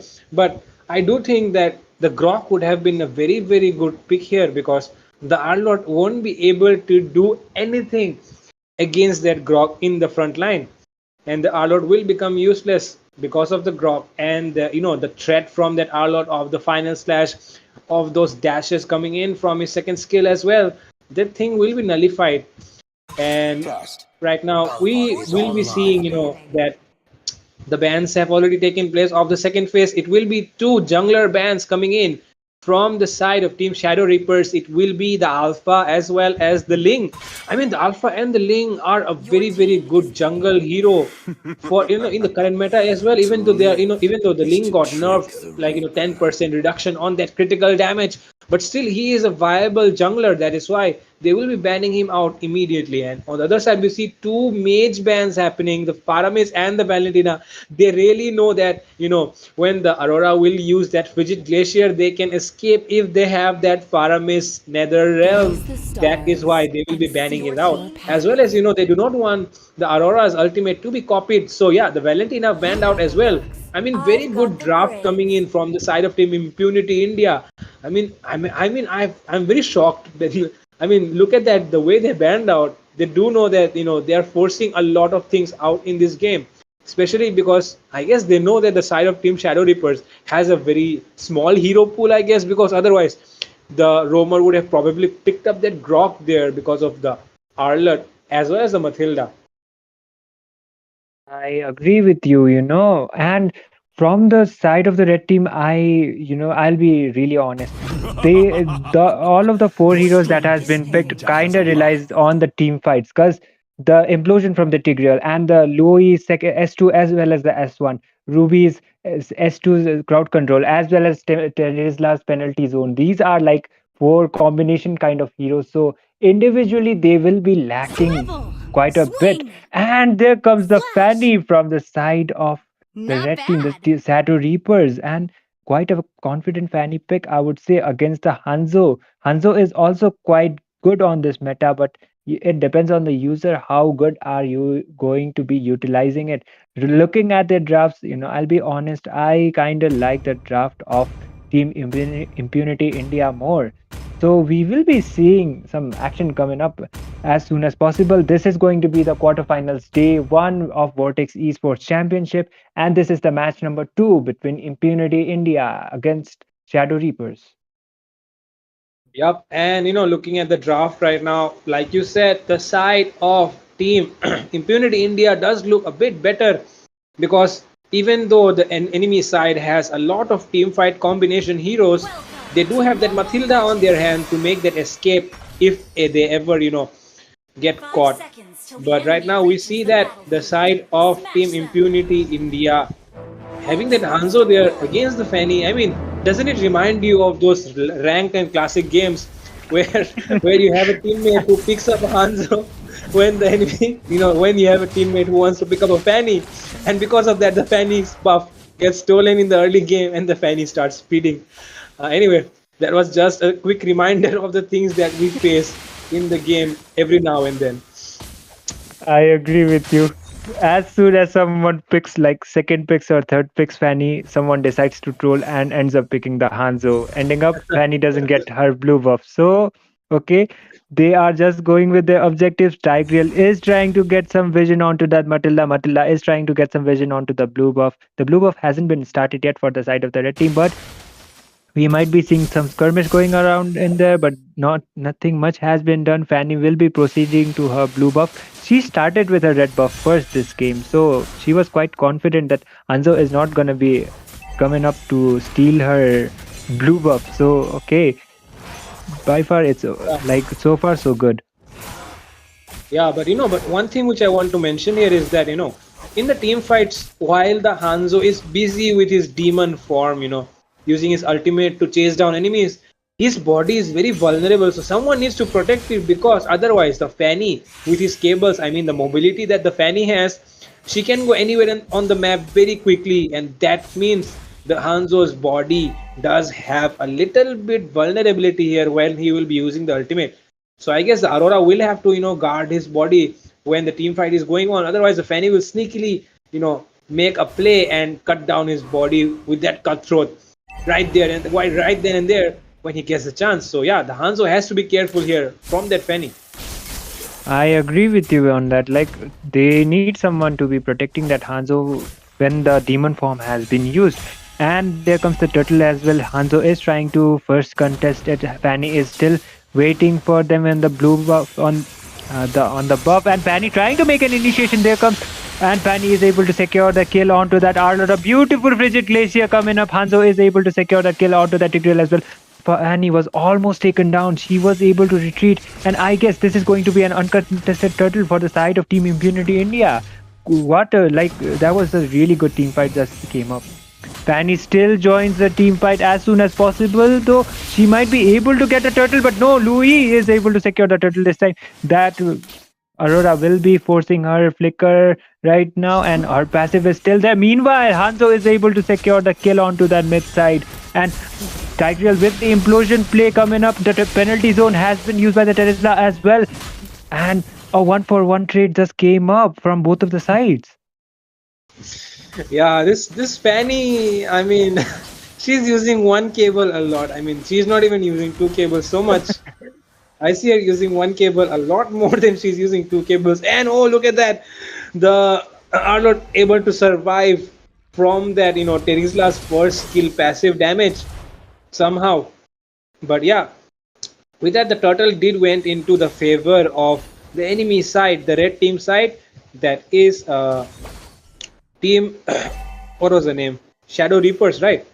And yes, it was that. yeah, and on the blue team side, they did not manage to secure the turtle. But look at that, the goal lead is on their side. They are actually leading the goal by almost 1k or more than 1k at this point. I guess in terms of objectives, Impunity India is quite higher compared to Shadow Reaper, so they are leading with a goal lead as well. Matilda trying to make an initiation, but no, she will just be clearing the ways. We might be seeing a skirmish coming up on the bot lane as soon as possible. The Fanny, there comes the teleport coming up from the Louis as well. There goes another team fight, and Tiger able to secure the kill onto the Matilda. Hanzo is trying to join the team fight with his Demon form and is able to secure one kill. That body, oh my god, that body is still there, and he is able to secure the double kill. Ruby is also able to secure the kill onto that Harriet as well. There comes the Demon form. Hanzo's body is coming up. Maniac! Oh no, he's not able to get the Maniac though. That was so close, man. This Hanzo is so good. Even though that Paddy, like the Paddy was like right beside, she was wall spamming, but still she was not able to see the body, and the Hanzo was able to escape. And that body, as soon as he came up, if the second skill landed in there, maybe he would have got with the Maniac as well. Matilda is trying to make an initiation. This will be another uncontested turtle for the side of Team Impunity India, and Fanny will be retreating, forced to retreat for now. There comes the I am offended from the Ruby, and Ruby looking quite low, but she's able to secure some kill, and another double kill for that Ruby. Man, a 3-0 trade. Blue buff stolen away from Fanny, and Lou is trying to take revenge for her teammate there. But I guess the Arlot is there for the backup. 4 members trying to invade that blue buff, but the Hanzo has his demon form now. Look at him trying to go in for that engage. Will miss out on that second skill though, but still has those stacks on his first skill. Will might be able to take down. Yes, the Aurora gives her the backup right now. But Terizla using his penalty zone onto 3 members. Oh, doing a lot of damage there as well. But look at that. The Aurora now looking to escape there. Still has his passive and will be able to escape. And the team fight, going into the favor of Team Impunity India again. But look at that. The Hanzo did get his, the enemy's blue buff as well as his own blue. So that is a disadvantage for the enemy side. And look at that. He's looking to engage again onto that gold laner. Man, this Hanzo is so annoying. That Ruby was almost half HP. He will be forced to retreat. Fanny is trying to get a kill onto that Hanzo, but Fanny almost got taken down. She will be forced to retreat. Man, that damage from Matilda also came up as well. She will be retreating, and as you said, I only see this Fanny using 1 or 2 cables by far, and I don't know. Hanzo trying to make an initiation once again. Tigreal will be forced to retreat. The implosion is still there. If he is forced to use to, he is looking quite low, and the implosion has been used. He will be using the flicker as well, and Fanny able to secure the kill onto the Hanzo. There comes the Frigid Glacier coming up. Harith is able to secure a double kill just now for the side of Team Impunity India. A 1-for-2 trade, and the turtle has already been spawned. Fanny is also looking quite low. She is able to get her blue buff though. Thankfully, she is able to get her blue buff, and she will be retreating because no energy for her. Meanwhile, Hanzo has already joined back to the Land of Dawn, and he will be contesting for the turtle, I guess. So yeah, in terms of objectives, Team Impunity India are quite leading. There comes a wall spam from that Fanny, and Fanny will be retreating once again. Yeah, I mean, the Hanzo did a mistake there, committing too much onto that Tigreal there, and that is why He lost his life there. He did not see his blood running out. And right now, look at that. They are going, Oh, look at that. oh no! Oh Turtle has been no! stolen. And the team fight is still going on. Terizla's ultimate penalty zone does not connect. And look at that, the Zaman force is being summoned as well. Oh, look at that damage coming in from the low E. The Fanny able to get his cutthroat, but the Aurora does have his passive. And Hanzo is on again. Will be taking that kill, one man down. But will be backing off because his HP is not enough in that demon form. So yeah, by far Fanny is also able to secure some kills. But Fredo, how did that Hanzo manage to get that turtle just now? Like that was something miraculous. Not only did he got that turtle, but he was able to escape as well. I thought the Hanzo was already dead on that skirmish, but still he was able to survive as well as get the turtle. Here comes the final slash coming up from that Arlet. Is able to clear up some minions. Fanny is trying to make some initiation, but Matilda used her ult in order to escape. The Purify has been used by her as well, and they will be retreating for now. Nothing much has been done.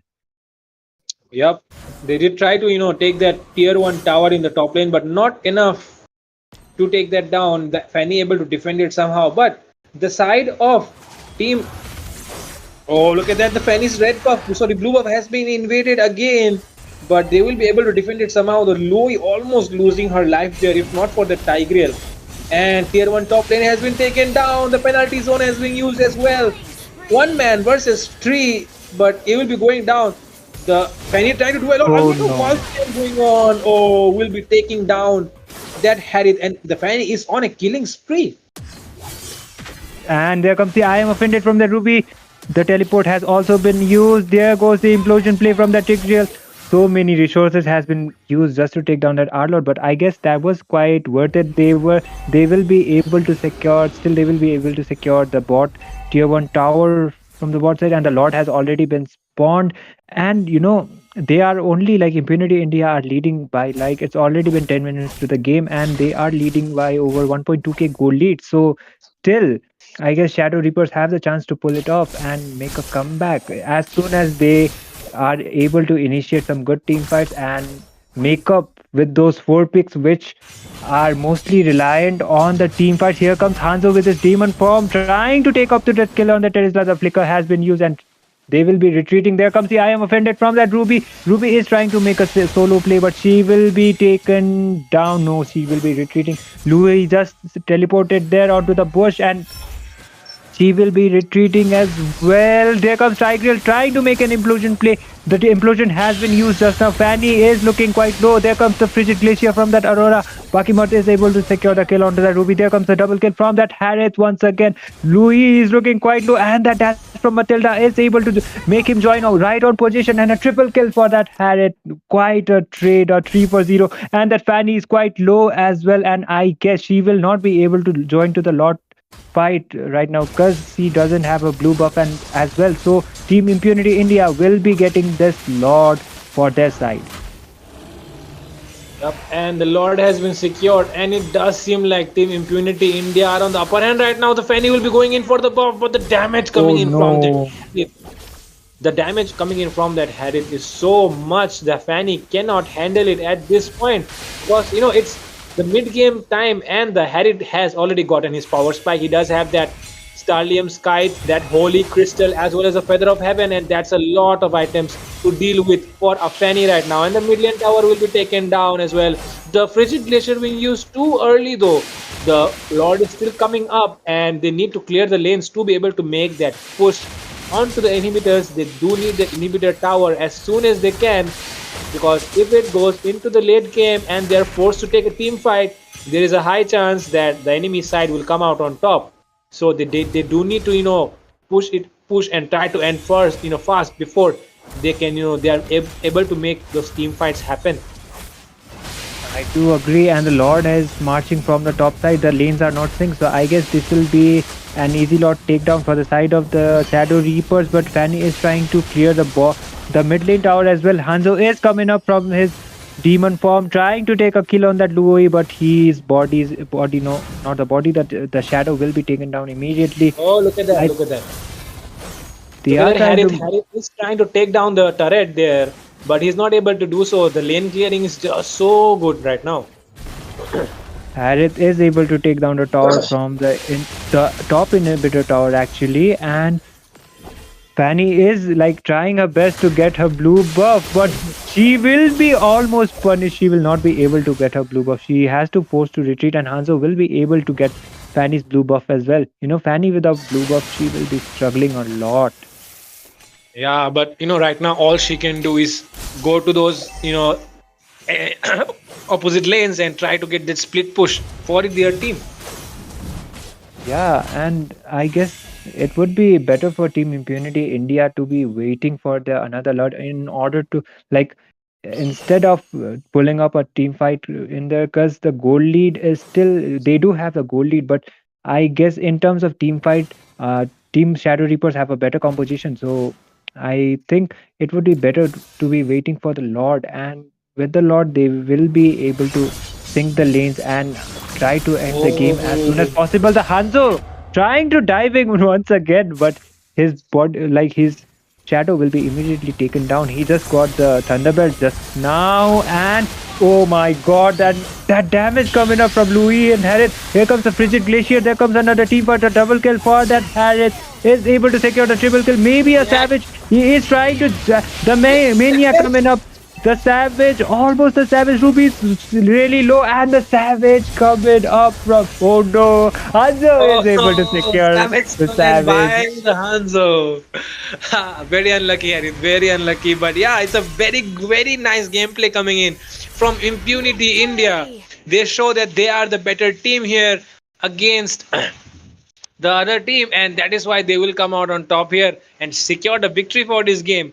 It did seem like the Fanny had upper hand in the matchup against the Hanzo, but the Hanzo able to show that he has better skill, and that is why he came out on top in this game. I mean, in that fight where the Fanny did try to reach his body, but he was dealing so much damage and so much tankiness, especially because of the Thunderbell there as well. And with that, the game goes into the side of Team Impunity India, Yes. and Team Shadow Rangers will be And facing I the side. Yeah, it goes to the side of Team Impunity India, and by far, yeah, looking at those drafts, they like Team Shadow Reapers relied more on the team fight comp kind of heroes, so they were not able to pull off that kind of team fight. So they were the losing side as well for this game, and this will be the match point, another match point for the side of Team Impunity India. They just need one win to secure their spot on the semifinals. But we will be back as soon as possible, guys. We will be back with game number 2. Till then, stay tuned.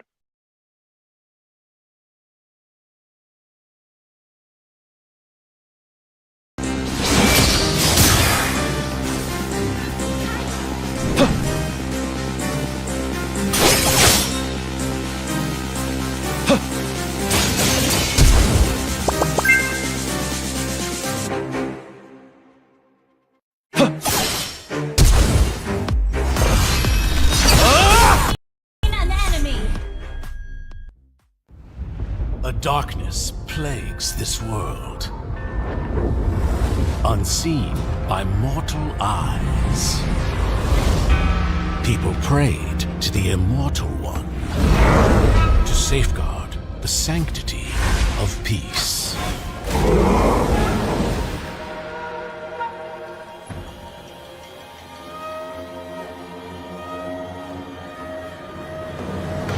The ceremony's starting! It's Suyo! It's Suyo!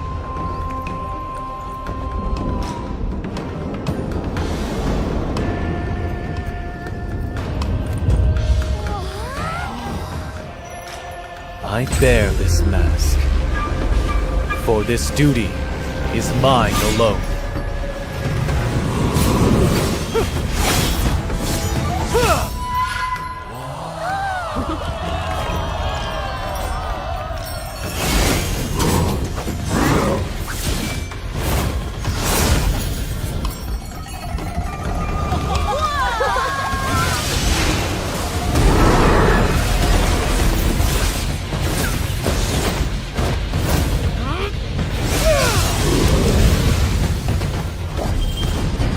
What is that? Is the ceremony over?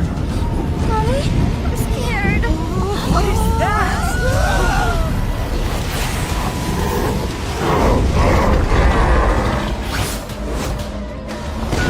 Let's get out of here. Let's get out of here! Let's get out of here! In their hearts, fear festers into darkness. But deep within, there is hope to crush that fear.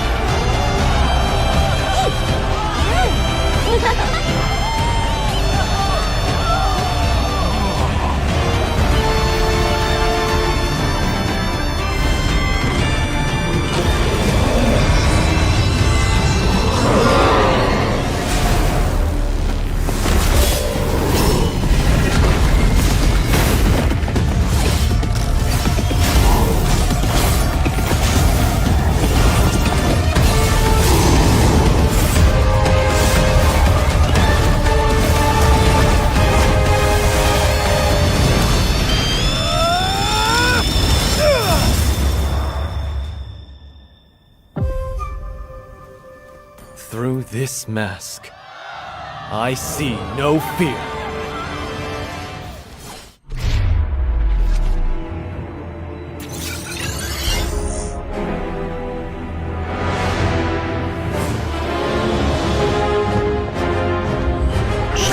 You don't know the power of the dark side.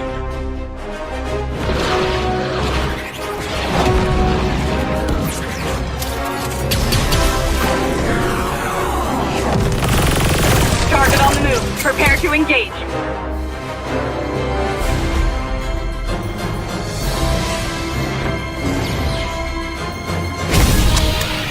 May the Force be with you.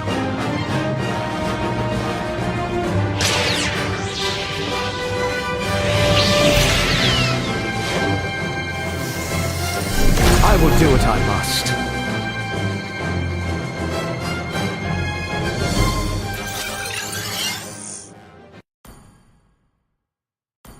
Hello, everyone, and welcome to our special anniversary version preview. Today, Hello everyone and welcome back to Vortex Esports Championship Season 2, and today is the quarterfinals day 1, and this is the match number 2 going on between Team Shadow Reapers and Impunity India. So this time on the blue side we have Team Shadow Reapers, and on the red side we have Team Impunity India. So I Who said guess there are no shortcuts in life? I guess they are just going with the regular bans by far. The Alice, as soon as she started getting her recognition, she is like getting a lot of Always on bans the or way. picks. And from the side of Team Shadow Reapers, I guess they will be getting rid of that Matilda as well. That Matilda was picked from the side of Team Impunity India on the previous game, and she was able to do quite much for their side. So she will be taken down this time. And from the side of Team Impunity India, they got rid of the chip, and let's see what next they are going to be banning. And I think that is going to be something that has been quite popular onto the meta, and I don't think they will be proceeding with the respect ban by far. And okay, they are getting rid of the Vexana. Vexana is also quite good, so quite considerable ban in my opinion. And from this is going to be the last ban from the side of Team Shadow Reapers, the third ban, and I think they will be going with a Ruby, or maybe a Ruby might be the case, or maybe a Phobius. There are many options because there are many heroes that has been on the to the meta, but okay, they are proceeding with the Lolita ban once again. So the Lolita is also getting banned once again in this game, and from the side of team Shadow Reapers, we are seeing the ban onto that Lunox. And the first pick coming up from the side of the blue team is going to be the Zask from the side of Team Shadow Reapers. And Abyss TC instantly locking in the Phobius. This Phobius is an absolute menace right now. Like, he didn't got any adjustment onto the previous patch, so he is doing quite good onto this meta. So I would say this is quite a valid pick in my opinion. And we going to see a Leslie? I don't think so. Okay, a Sicilian coming up from the side of Team Impunity India, and this Sicilian can not only go to the gold mid lane but also to the gold lane right now. Sicilian gold lane is also quite valid in my opinion in this patch because of the recent adjustments onto the clock of destiny. He and Alice are quite advantageous even onto the gold lane. And from the side of Team Shadow Reapers, we are seeing that Teresla once again getting picked up, and a Brody as well. The gold laner has already been picked from the side of Team Shadow Reapers too. So a Sicilian against a Brody, Sicilian needs to like play on quite a safe position, but I think his bat's impact will be able to deal some decent amount of damage from quite safe position, I would say. From the side of Team Impunity India, we are going to see the third pick, and that is going to be, I don't think they are going to be locking in the Gatot. Is Gatot can be going as a roamer. Okay, Super Van will be locking in the Fanny this Still time. waters run deep. So they are not giving the Fanny this time. They are locking it instead. Uh, on the last game, we saw Shadow Reapers using the Fanny, but it didn't quite work out as they expect. So from the side of Team Impunity India, we are going to be seeing this Fanny getting picked. So yeah,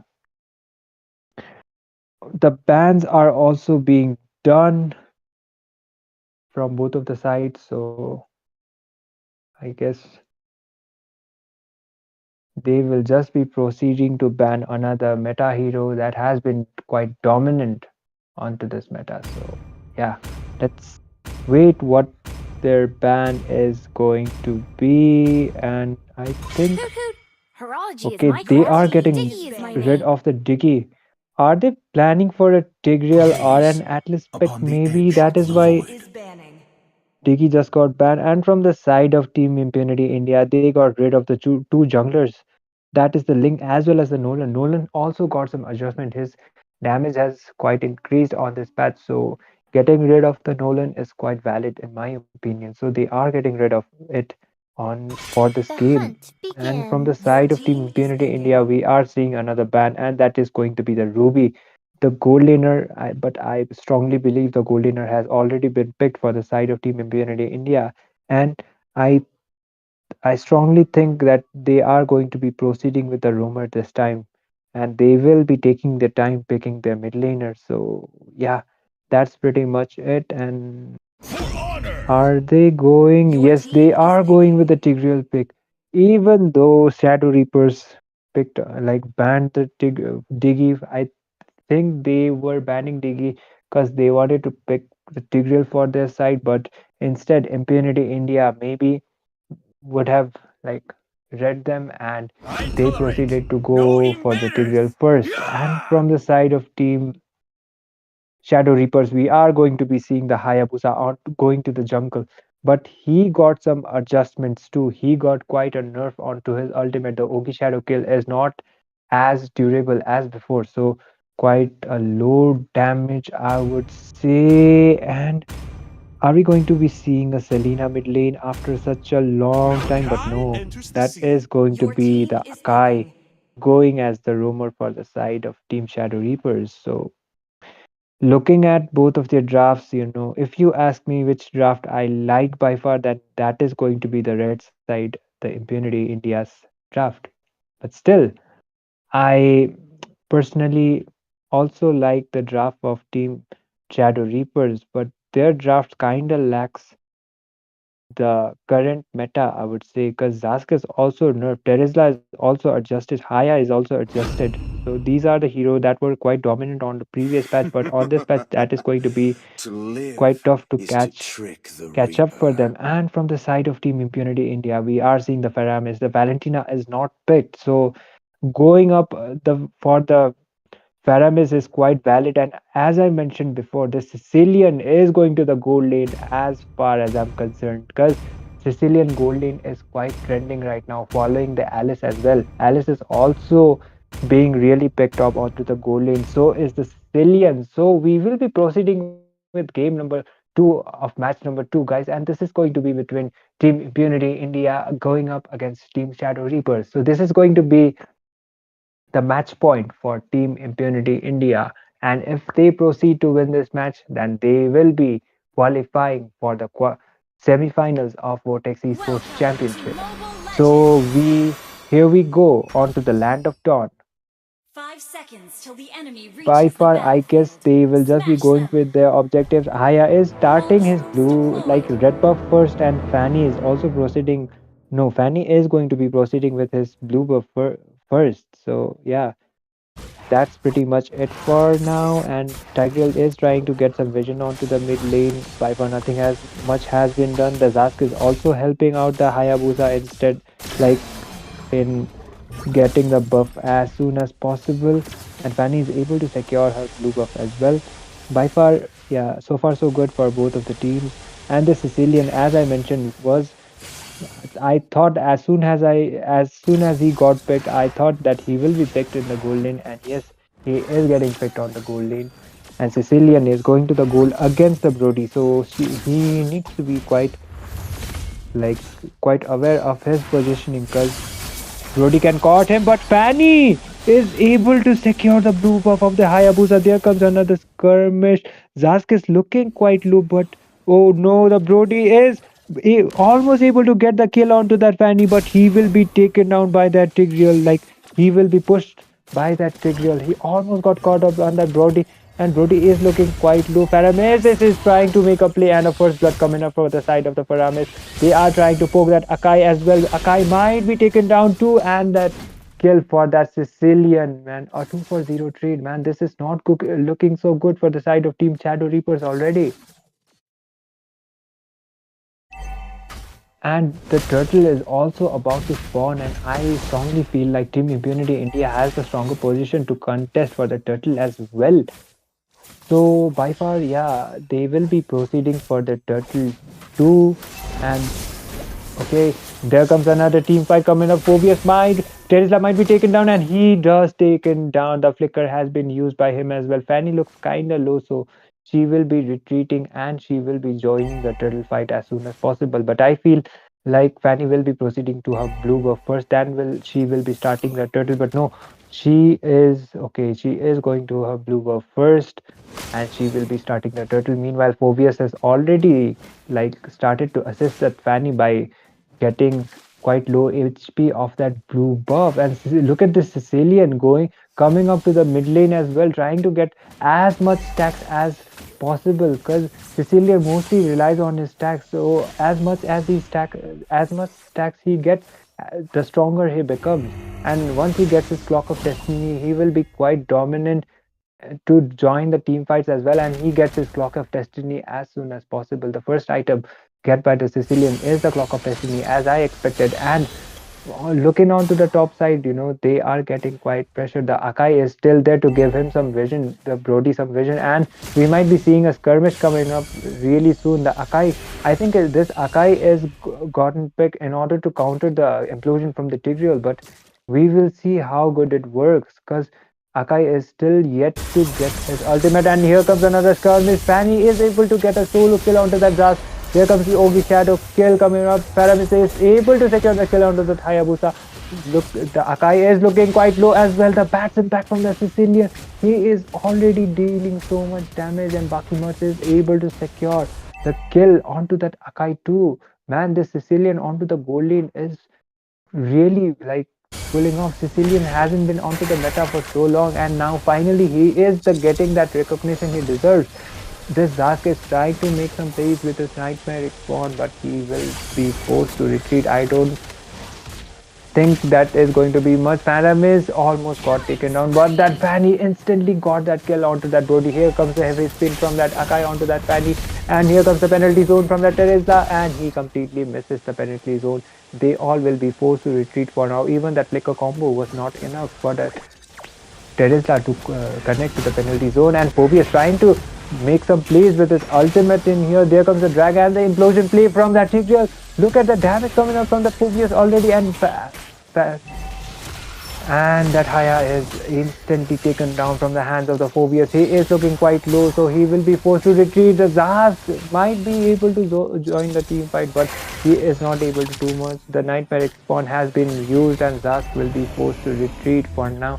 Man, Team Impunity India are already leading, and look at those advanced kind of drafts. The draft is the reason why they are dominating so much already. And looking at the itemization, Brody is yet to get his first item. Meanwhile, Sicilian has already got his Clock of Destiny and is proceeding for his second item. And Fanny also got her F2Cs as well. And here comes the heavy spin from that Akai. A beautiful pin, and the Paramis will be taken down this time from the hands of the Hayabusa. They will be contesting for the turtle, but that Phobius will be instantly joining into the team fight. There comes the shortcut from that Fanny, and she is able to secure the kill onto that Hayabusa as well. Here comes the implosion play from the Tigreal. The penalty zone hasn't landed as well. And the Nightmare Export from the Zask is able to deal some damage. Here comes the torn apart memory from that Brody. They are trying to retreat, but they should be retreating, and the mid lane tower is also gone. Fanny is on quite full HP to be starting another turtle as well. Team Impunity India are quite leading the game, over 5k gold lead for them already, and they will be able to secure this turtle too, an uncontested turtle for their side once again. We might be seeing some skirmish going around. They are not like they are making sure Hayabusa doesn't get his blue buff as well. Haya is trying to secure it though, but he will not be able to do so. A beautiful retribution just came up from Fanny. She is able to secure the blue buff from there. There comes the heavy spin from the Akai. Akai is trying to push them off, but that heavy spin wasn't able to do much. The damage coming up from them is too much as well from the side of Team Impunity India. By far, they are winning so hard. I think that is because of their drafts. Their drafts are so advanced compared to the blue team. So, this is why you should be adapting to the meta as soon as possible in order to be contesting for the tournament. And we are seeing some recall plays coming up from the side of Team Impunity India already. And they are just spamming the recalls now. And they are able to secure the towers as well as some. We are seeing some skirmish going around on the top lane. Sicilian is able to get a solo kill onto that Brody, and man, this Brody is getting dominated by a gold lane Sicilian, and he is not standing any chance by far. So far so good for Team Impunity India. They are leading with almost 8k gold lead already, and Paramis is trying to make a play here, and Akai is getting pulled off. The heavy spin is yet to be used. He just got his rapid boots, but I don't think I think Akai just got his first item, so he is not that tanky right now. So he needs to be aware of his positioning as well. Meanwhile, Paramis just got his blood wings, and they are just retreating, trying to make an implosion play. There comes the implosion play coming, catching up one of them. There comes the penalty zone from the Teresa as well. 3-man connecting, but still not enough and unstoppable for that Fanny. And this is not looking so good for the side of Team Shadow Reaper. There comes the heavy spin. Phobius is getting inside the tower. There comes the monster kill for that Fanny, but Phobius will be taken down this time thanks to the heavy spin from that Akai. He was getting inside the tower. There comes the Ogi Shadow kill from the Hayabusa, not able to secure any objective or any HP was kind of down. There comes a pickup play. Fanny is diving in and able to secure the godlike, but she will be punished by the Brody this time. And look at Bakimoth almost was taken down, and Teresa is able to take down Bakimoth this time. And I guess the Lord has already been spawned, so Team Impunity India, they need to be focusing onto the Lord in order to end the game as soon as possible.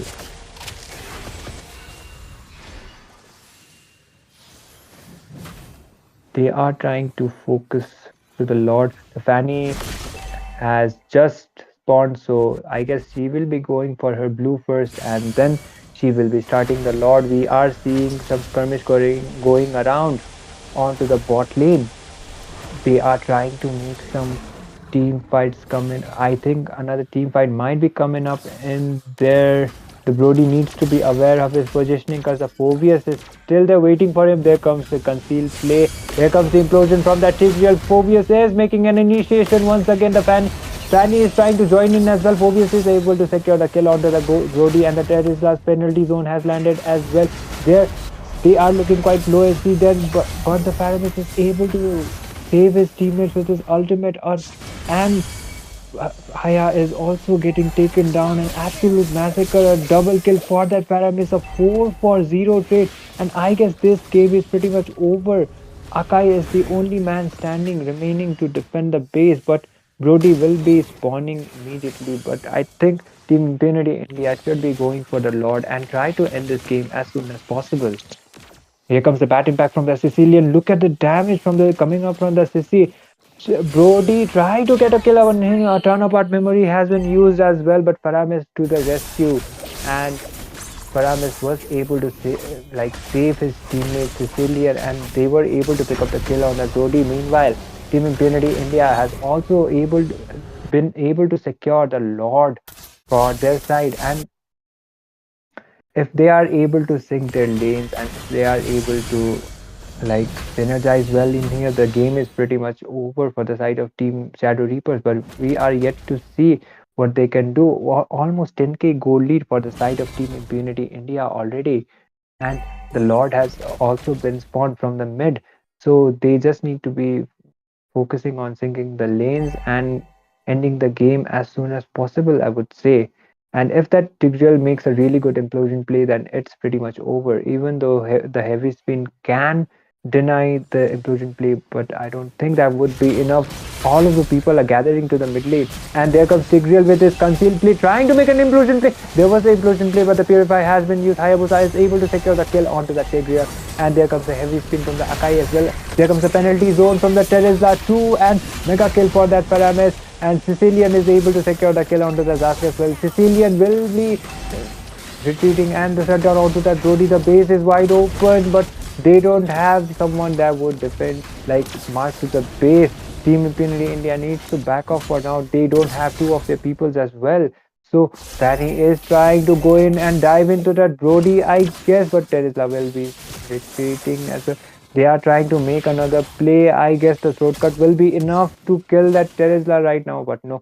Brody is trying his best to defend the base, but Faramis is instantly taking down the Brody as well. The goal laner is gone for the side of Team Shadow Reapers, and Hayabusa, meanwhile, is able to secure that kill onto that Sicilian. Though Fanny tried to make a play onto that throat cut, but last Nightmare X-Spawn was able to save him this time, quite on low HP. And here comes the super minions as well for the side of Team Shadow Reapers too. So yeah, I think Team Impunity India might need another Lord in order to end this game. So it's better to be not rushing it around, because the wipeout can be happening to the both of the sides. So look at this Tigreal just trying to poke them with those recalls. By far, Team Impunity India is quite the leading team with over 6k goal lead. So yeah, and the Fanny trying to make a throat cut, but she will be punished this time from the hands of the Brody. There were 5 people waiting for her, and the Lord is about to be spawned, and I don't think that was a good decision made by that Fanny. Paramis is trying to make an initiation, he is trying to make sure penalty zone has been used. That it is Sicilian is able to secure the kill onto that. They were able to secure 3-for-0 trade, and Fanny is the only member that is not there for the side of Team Impunity India. If they are able to get this Brody, then it's pretty much over. The killing spree for that Sicilian, and they only need the minions from the mid lane. The flicker play coming up from that Sicilian. Hayabusa trying to make a desperate escape.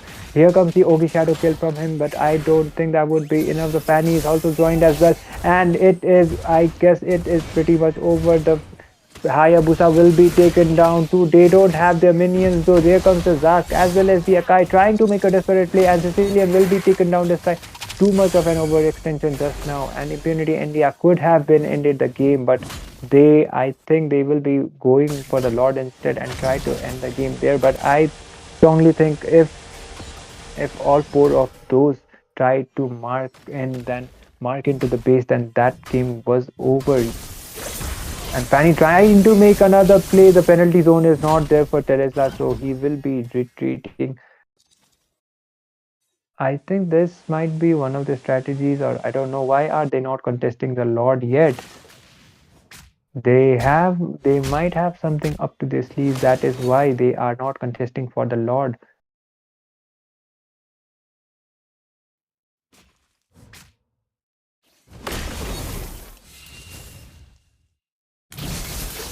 And meanwhile, that Fanny is trying to make some plays in there. There comes the Ogi shadow kill from that Hayabusa. Faramis just saved Fanny right on time. There comes the concealed play. Tigreal might be doing an implosion play. A 3-man implosion coming up, and Sicilian is able to get the kill on the Zaskan. Phobius is trying to dive in as well. There comes the penalty zone from the Teresla 2. And Fanny is trying to dive right in, but the immortality has just been popped up for the Brody, and the base is wide open, and Team Impunity India will be advancing to the semi-finals of Vortex Esports Championship. What a play coming up from them. What an advanced kind of draft, and what a beautiful victory for their side. But still, kudos to Shadow Reapers as well. They tried their best, but their best was not enough this time. They kind of got outdrafted too. The Sicilian gold lane pick is the MVP of this game. He was dealing some ridiculous amount of damage, and he is the worthy MVP in my opinion. 29% damage came up from him, and I guess that is quite a worthy MVP in my opinion. And Impunity India will be advancing to the semifinals of Vortex Esports Championship. I hope we will see Shadow Reapers in the upcoming tournaments as well, but for now their journey is over in this tournament. But still, they managed to get to the quarterfinal spot 2. So I guess they will they deserve some appreciation as well. So these are the two matches for today's quarterfinal, and tomorrow we will be joining with another two quarterfinal matches, which will decide who will be the next two semi-finalists for Vortex Esports Championship Season 2. So we will be back with more action tomorrow. Till then, stay tuned, good night, and take care.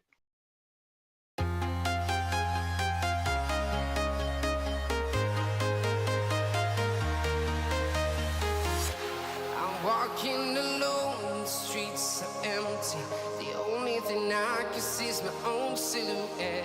I'm getting stronger, step by step. The clock is ticking, but there's no time for regrets. I've been flying from town to town, from London to Taiwan.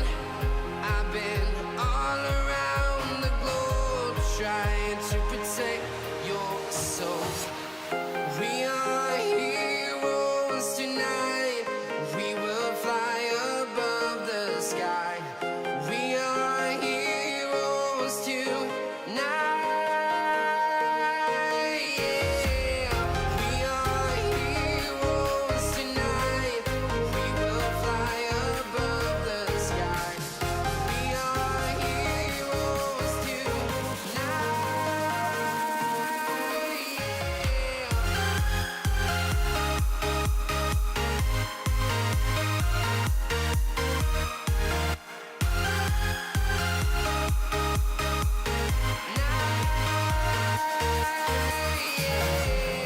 Feeling like a dynamite, ready to explode right up in the sky.